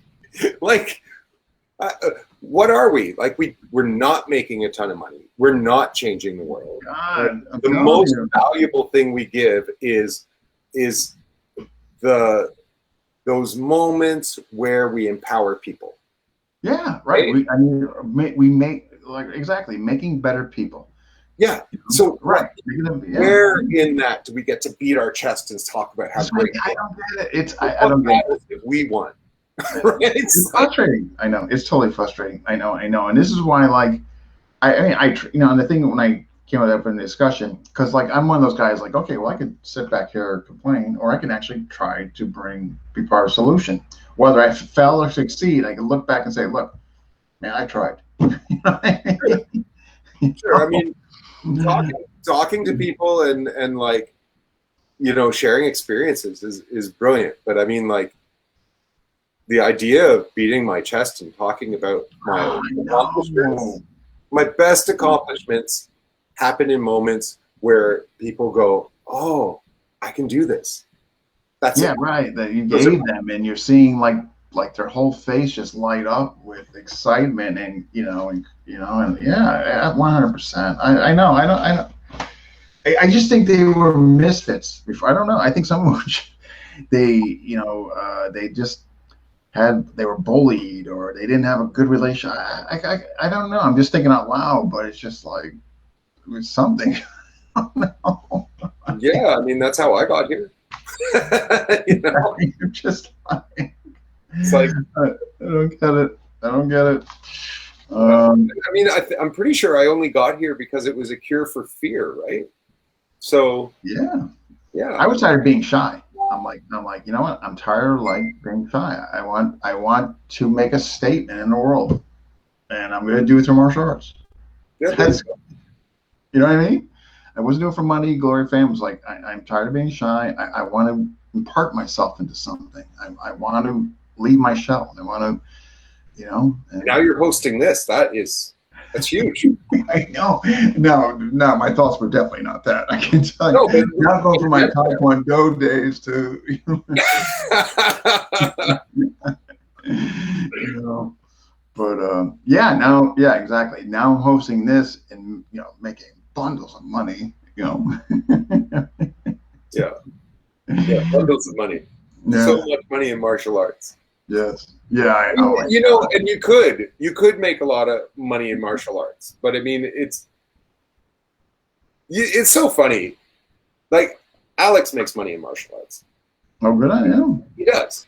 He takes, but I mean, like, that's because he takes care of a larger community and he gives them what they need in terms of what they want to get. And maybe some of them want fitness, maybe some of them want activities, maybe some of them, like, you know, and martial arts is a part of it, but he's doing the business side of things. Yeah. But he is also doing the thing that I'm doing, because my martial arts practice is extremely selfish. Yes, my motivation is those moments where I've empowered others and I'm building community. But the selfish part is I get a sense of progress. And that's why I keep, you know, people are like, oh, you're so disciplined. It's like, no, I'm addicted. I'm not I know. You know, it's funny though. I tell you, my wife calls me for what it is. She goes, yeah. You know, there are times you're selfless, and man, but the good chunk of you is selfish because of my journey. My journey. But you're right though. It's addiction. It's addiction. Right? We gotta call for what it is, man. Yeah. I mean, you know, I was thinking the other day, like, the thing that I'm most proud of in my whole life, because my kids have had a martial artist as a father, and someone who's as dedicated to the martial arts as I am. Like, they didn't get the kind of provision that I got from my dad, right? Who was into, like, being an entrepreneur and making money. It's like I got provided for, like, on a different level than my kids did. And I was thinking about it, like, I was just thinking about this the other day. The greatest thing I've achieved in my whole life is that my daughters call me when they want to think something through. Right? Awesome. That's it. It's the greatest achievement of my life. Right? So all of this stuff is like this personal development journey I've been on. It's like, it's great. It's selfish. It's for me. But, you know, maybe that's part of why they call me. Right? Because of it's got to be a link there, right? It's got to be right? Yeah, well, I mean, the number of things that I've worked through as a result of martial arts, like, how do I say this properly? All of the things all those ideals that got crushed along the way, right, forced me to develop myself as a person and look at reality a little bit more accurately, right? Yeah. So when it comes to thinking through a problem, you know, yeah, it serves. Absolutely. No, totally. I mean, every day, 100%. Able to negotiate things better, handle things better, you know. Yeah, I mean, 100%. Wow. This is, man. So what are future goals for you? You know, I mean, soon we're starting to, hopefully get out of this COVID thing or the variant or whatever is coming down or not coming down the pipeline. But what are future goals for yourself and school system? I mean, I guess what have you? That's a really good question. So my immediate for sure goals here are that I'm going to double down on spreading SSBD around Canada and making sure that people have the tools that they need to develop themselves in that.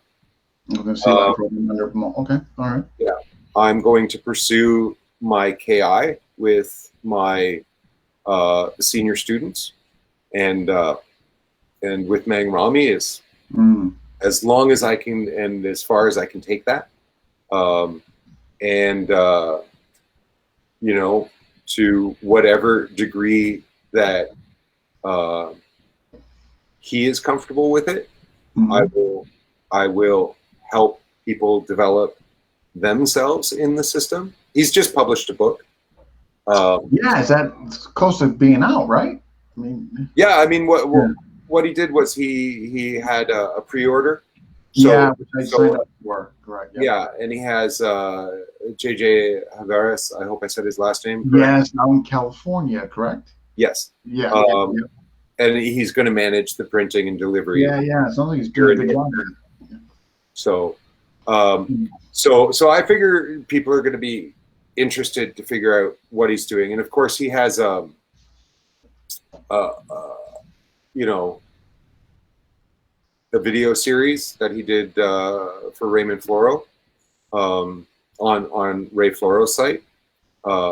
So I figure at some point there's probably going to be some interest in that, and you know, wherever he wants to send me and whomever he wants to have, you know, because he's not really interested in making this a marketable thing. Right? He wants people to learn it so that it's preserved, right? That's so that it's archived. Yeah, so I'll continue working towards that, and I'm looking into getting into archiving more martial arts, and taking that to a very serious level of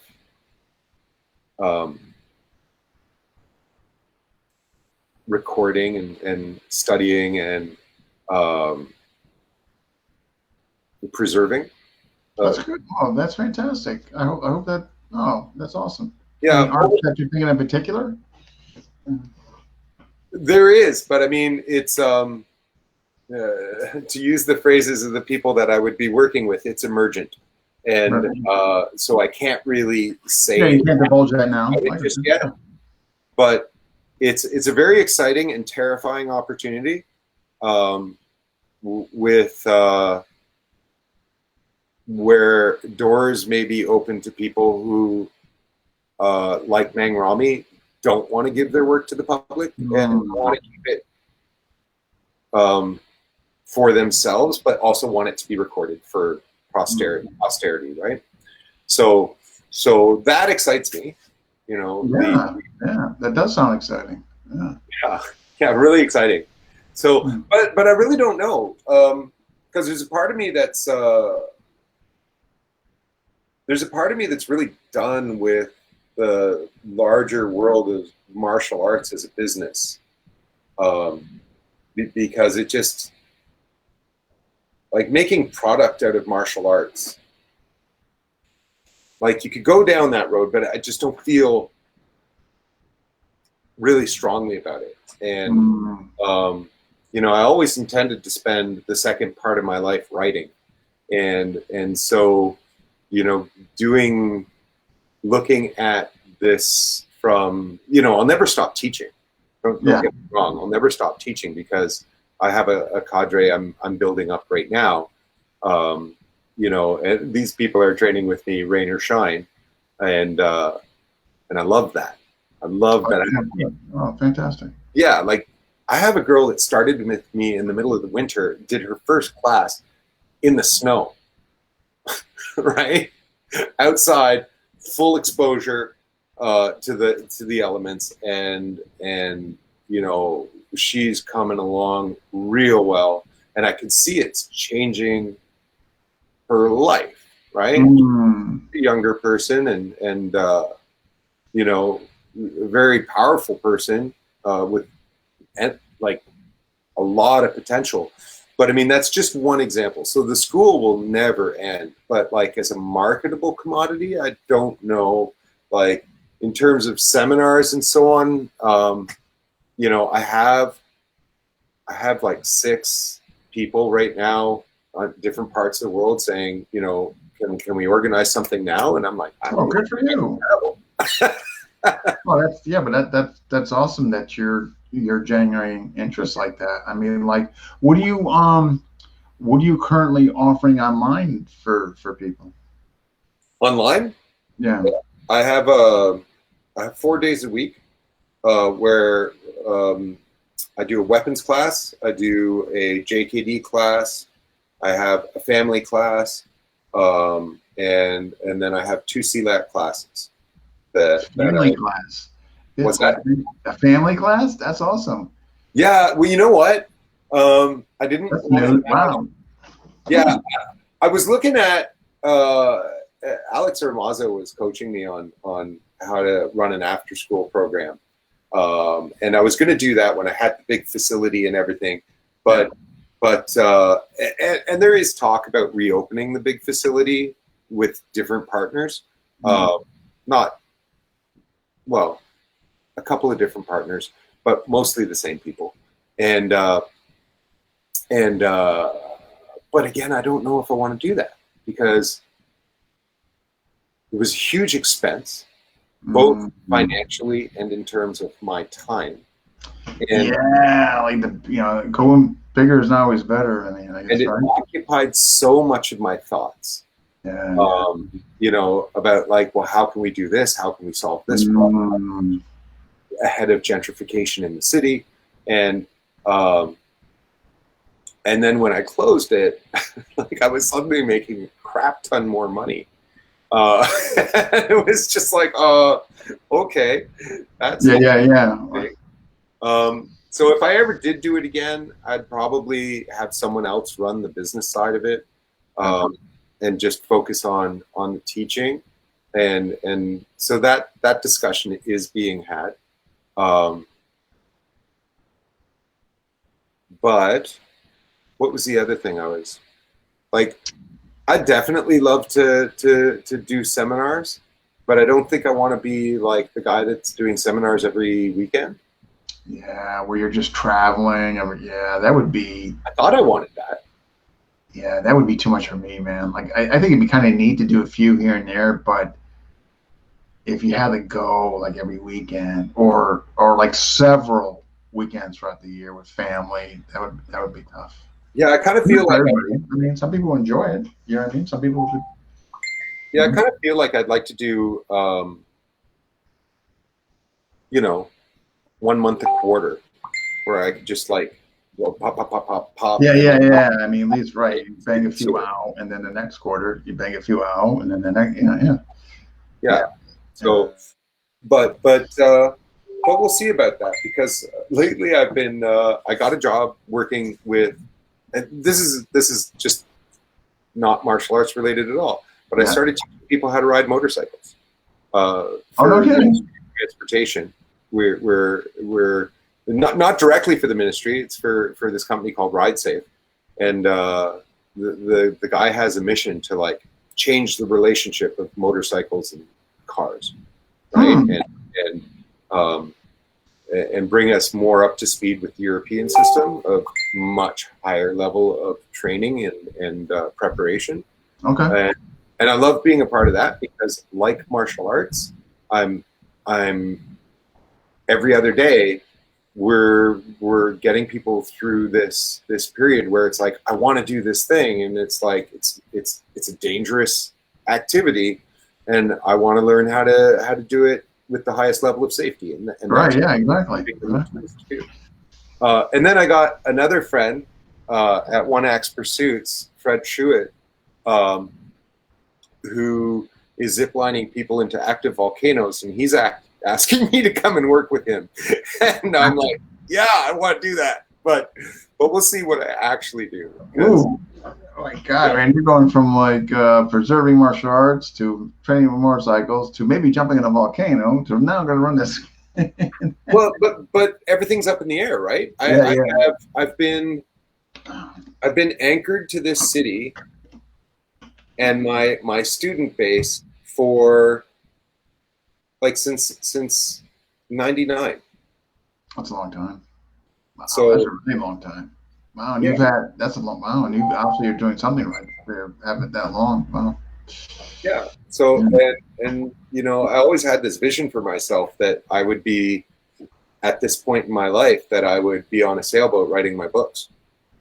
So, Mm. you know, it's interesting to see like, well, what am I going to do next? Because Yeah. But I mean, it sounds like they're good problems. You know what I mean?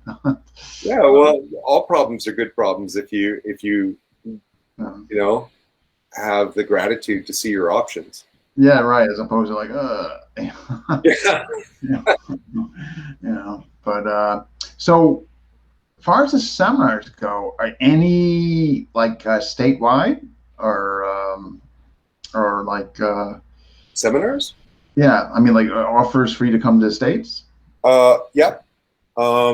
The question about whether I can travel to the States at this point is, I know. yeah, That's a whole nother, yeah. yeah, because I'm scheduled to be in Carolina in October for, if Alex is still here, he could maybe write down the name of that because it's in Japanese and I don't know it. Wait, so you got something going on in Carolina? Yeah, in October, but I'll be in Vancouver um, on the 21st, 22nd, and I'm going to do something at um, Sacred Fire. No, not Sacred Fire. Is that right? Darn. Wish I had a better short-term memory. But there's a school out there that we're just finalizing the details. I'm going to go out there and teach some SSBD and share some KI with some folk out there that I know. And yeah, and then there's a group in Portland that I'm going to go work with as soon as I can figure out travel. It might be as early as the end of this month, or I might have to do it in September or October. So getting back to the Carolina, Ancient Fire. Thank you so much, Lamont. so getting back to the Carolinas, like what do you North Carolina? Is Yeah. that okay? So Yeah. what like what place, what city in North Carolina? Well, Alexa Armaza has got a massive camp that they do there. I think it's like Surete is the name, and it's basically karate, and they bring in all kinds of people to train and all kinds of instructors, and you know, they were kind enough to invite me to share some of my experience. Oh, that's awesome. So where would you plan on showing? I think we're talking about doing stick and knife and talking about stick and knife and the way that I've blended CLAD into my Dog Brothers stuff. So it'll be kind of just a mix of like my experience and what I've come to with my own fighting. Okay. Well, I just want to make sure we're not missing any questions here because I mean we're keeping on the oh my gosh, we're going to 2 hours because I know you say you get up early. Yes, Paulo, we did touch on Tuhan Philip. We did. Maybe not enough. Maybe not enough. That's Yeah. fair. That's fair. Yeah, he's been my mentor. The pretty much since I met him, he's been the person who's guided me through the martial arts industry and having my own school. And oh wow, okay, so it went pretty deep then, you guys. And all right. Oh, he means the world to me.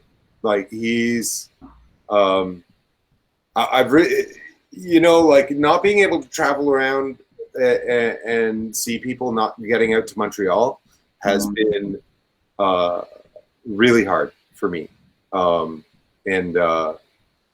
Yeah, it's been tough not to be able to see him. So, but wow. Okay, well, absolutely. So I have a lot of Pakiti Tertia like insight, but I know you're not a PTK guy, but I know you. I haven't claimed it because I thought it would be disrespectful to the relationship because he's been my mentor for so long, but I never and it's not to say I won't. It's just I haven't focused in on, you know, learning it from the ground up. I have tons of information that has influenced me, but not from the ground up. Yeah, I did a lot of it. I don't know, just one thing after one reason or another. I just didn't finish. I don't know, life, other styles, politics. Yes. Yeah. You know what I mean? It's just, yeah. I was on earth at one point to do it, but between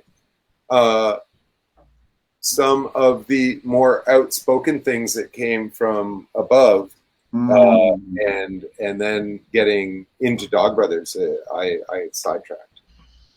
Yeah. I just, yeah. I mean, yeah. Maybe I used the wrong word, finish or whatever. Yeah, maybe that wasn't the right word. Didn't continue. Yes. Yeah. Tons of great content in there, though. I'll rephrase that. Didn't continue. Wow, this has been fantastic. So I definitely would like to keep in touch with you, especially if you plan to come to the States. It'd be really nice to, meet up, whatever. Now, do you?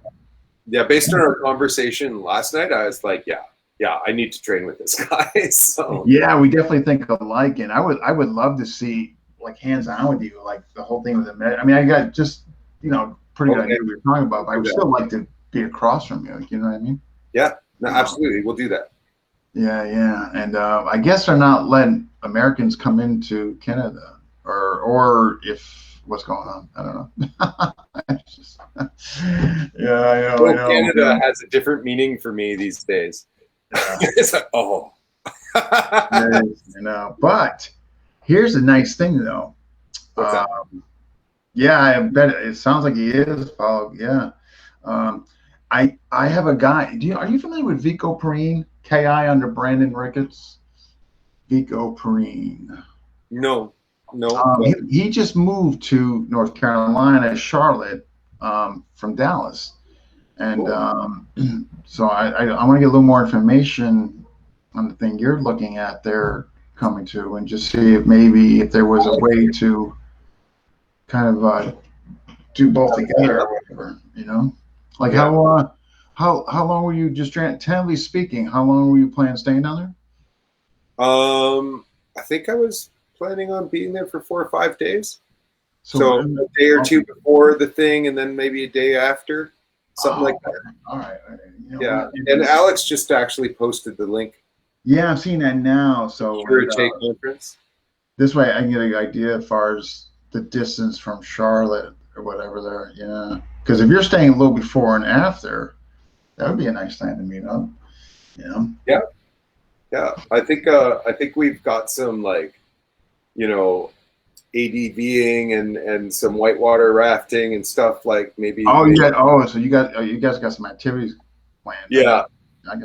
So, but I mean, I'm happy to meet martial artists and compare notes. Like, that'd be great. Yeah, I actually, one of my students is training with oh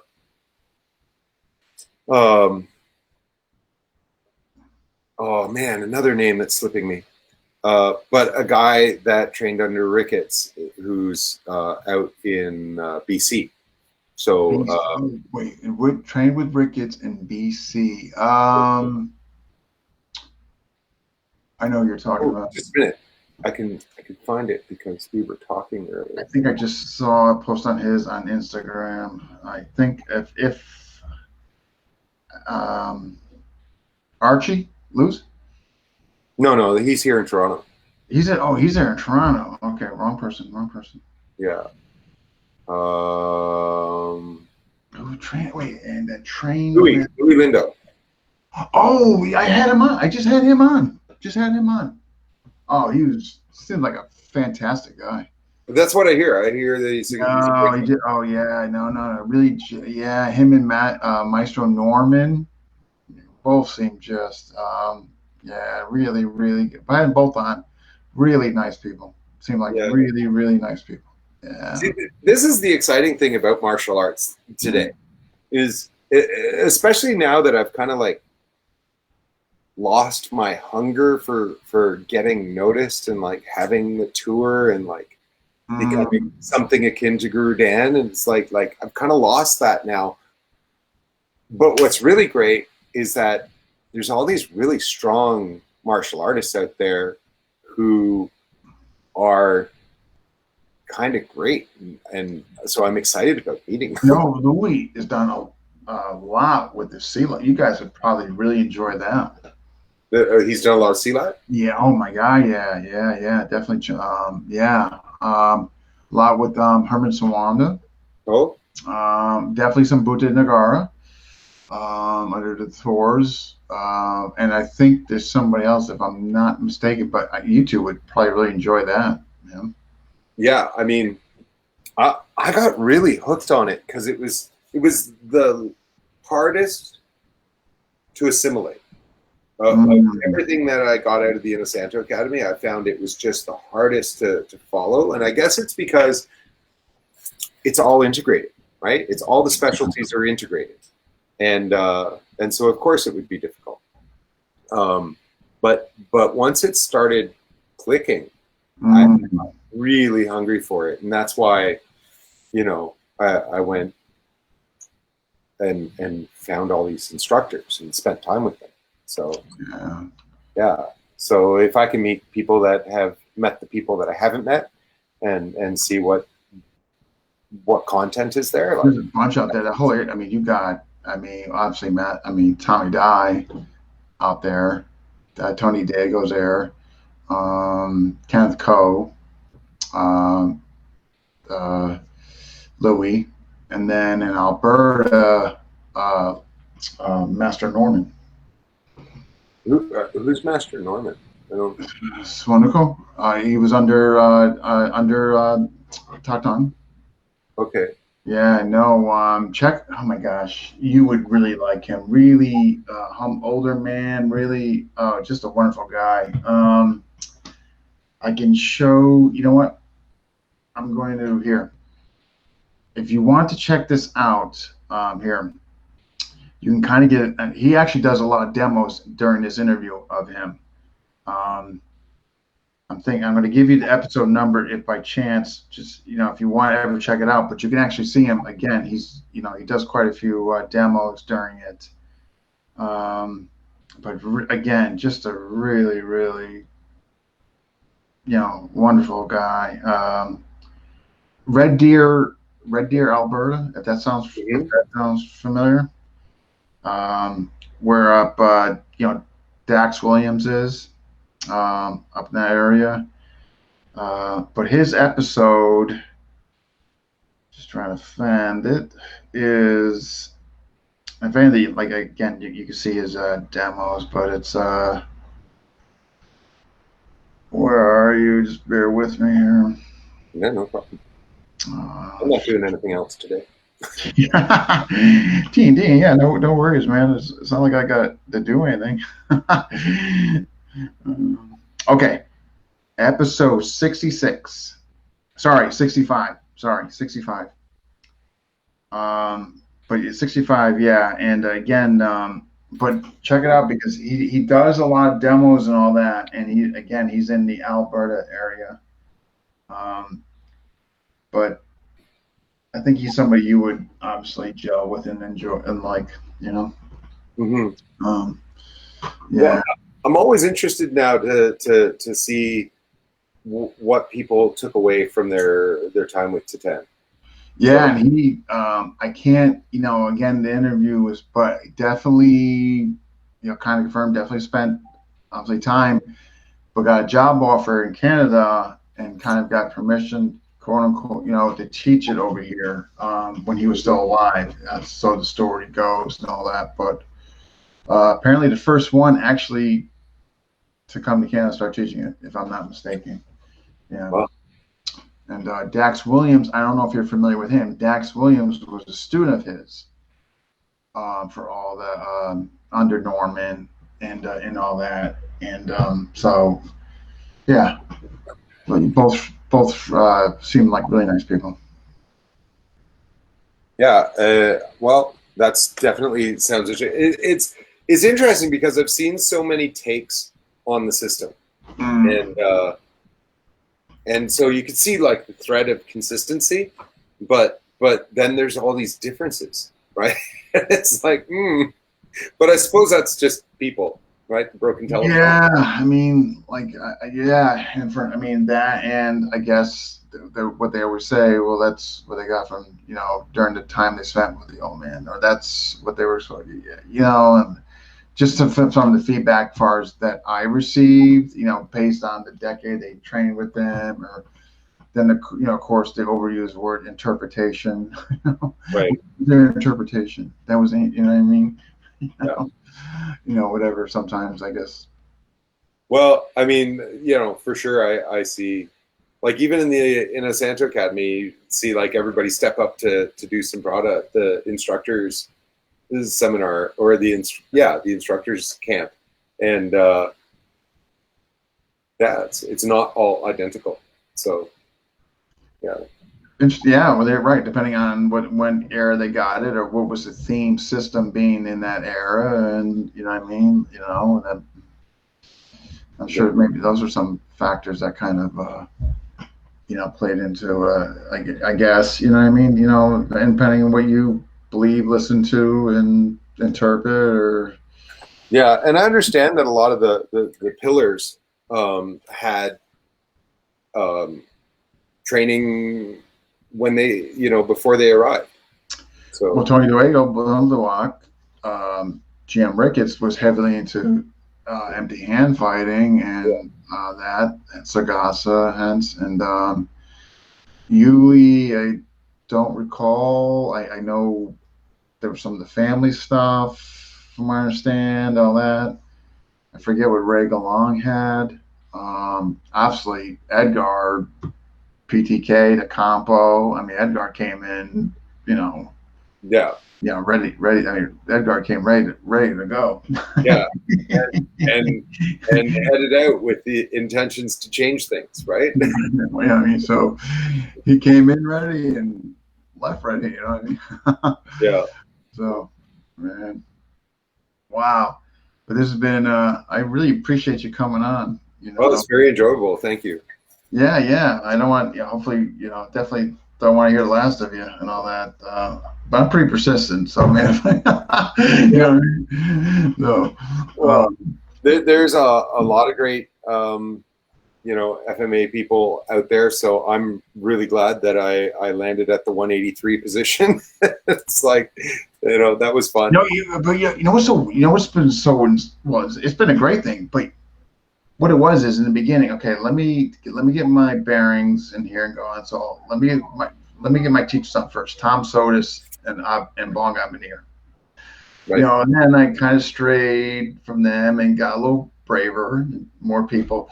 But the neat thing about it is that as going to doing these interviews, I also got to know more people who I didn't even know or knew existed, and all that. So when your name came around a couple months back and all that, so but if I were in Canada, you would have been probably in the top 20, in the first 20 or whatever. You know what I mean? So I have no idea. Yeah. So there's a lot of names that just by going through it, just got more acquainted with people and got to know people. Where in the beginning, so as the list grew, it also kind of getting acquainted with these people also grew. So that's kind of been the evolution, so to speak. Yeah, I can. Oh, Renee Thompson. Yeah, I'm watching from. Thank you. So,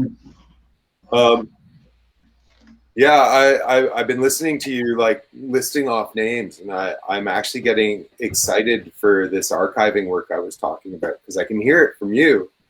And I thought, I was talking to Elric that it would be really exciting to get out there and find these grandmasters and see what they had to archive. And I'm a little bit envious of your position, because you're getting a very contemporary view of what's happening now. And that's what Paul keeps saying. Paul, in the beginning, I'm like, hey, I'm just talking to people. I'm like, I don't, no, you don't understand. You're creating a library. You're gonna create history for people, and I'm just talking to people. Yeah, he does. He does definitely. He's really good at making every bit of what his focal point or what we're doing seem Yeah. like. Boom! Yeah.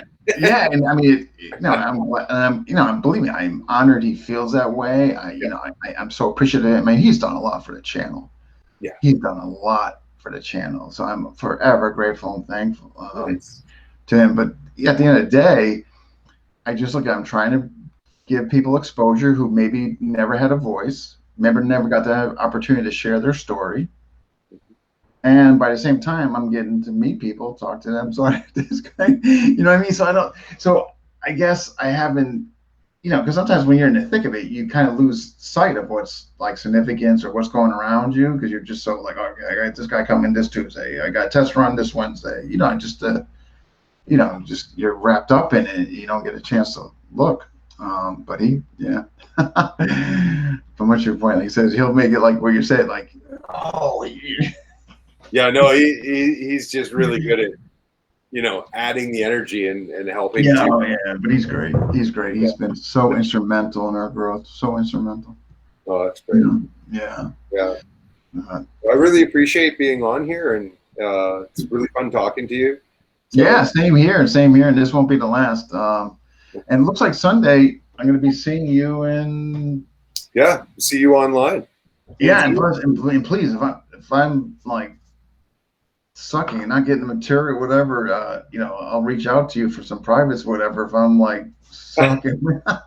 Well, I mean, if it's EDC, I'd strongly suggest that you call it Mangtini because you could work with him directly, right? Okay. Yeah. So, but I'd be happy to help if I can. Yeah. So if I'm like, you see me. Yeah, I kind of think that's going to happen, but you as far as I can tell, you've had exposure to things that are going to make it simple for you. I hope so, man. So, but if not, I'm not afraid to ask for help when it's needed, or you know what I mean. Yeah. Be the best version of myself. So I don't care. But we got James Land. He's up by your area, right? Or somewhere up there. Great discussion, Guro Shawn. Yeah. Wow. But all right, sir. So, well, at any rate, I'll see you Sunday night. Awesome. Be well. All right. I hope we didn't keep you too long. No. It was super fun. I enjoyed it. Okay. Oh, good. Because I know you get up early in the morning. Yeah, I really do. Okay. Well, thanks, Dean. Right. And we'll see you on Sunday. You take care. Okay. Right.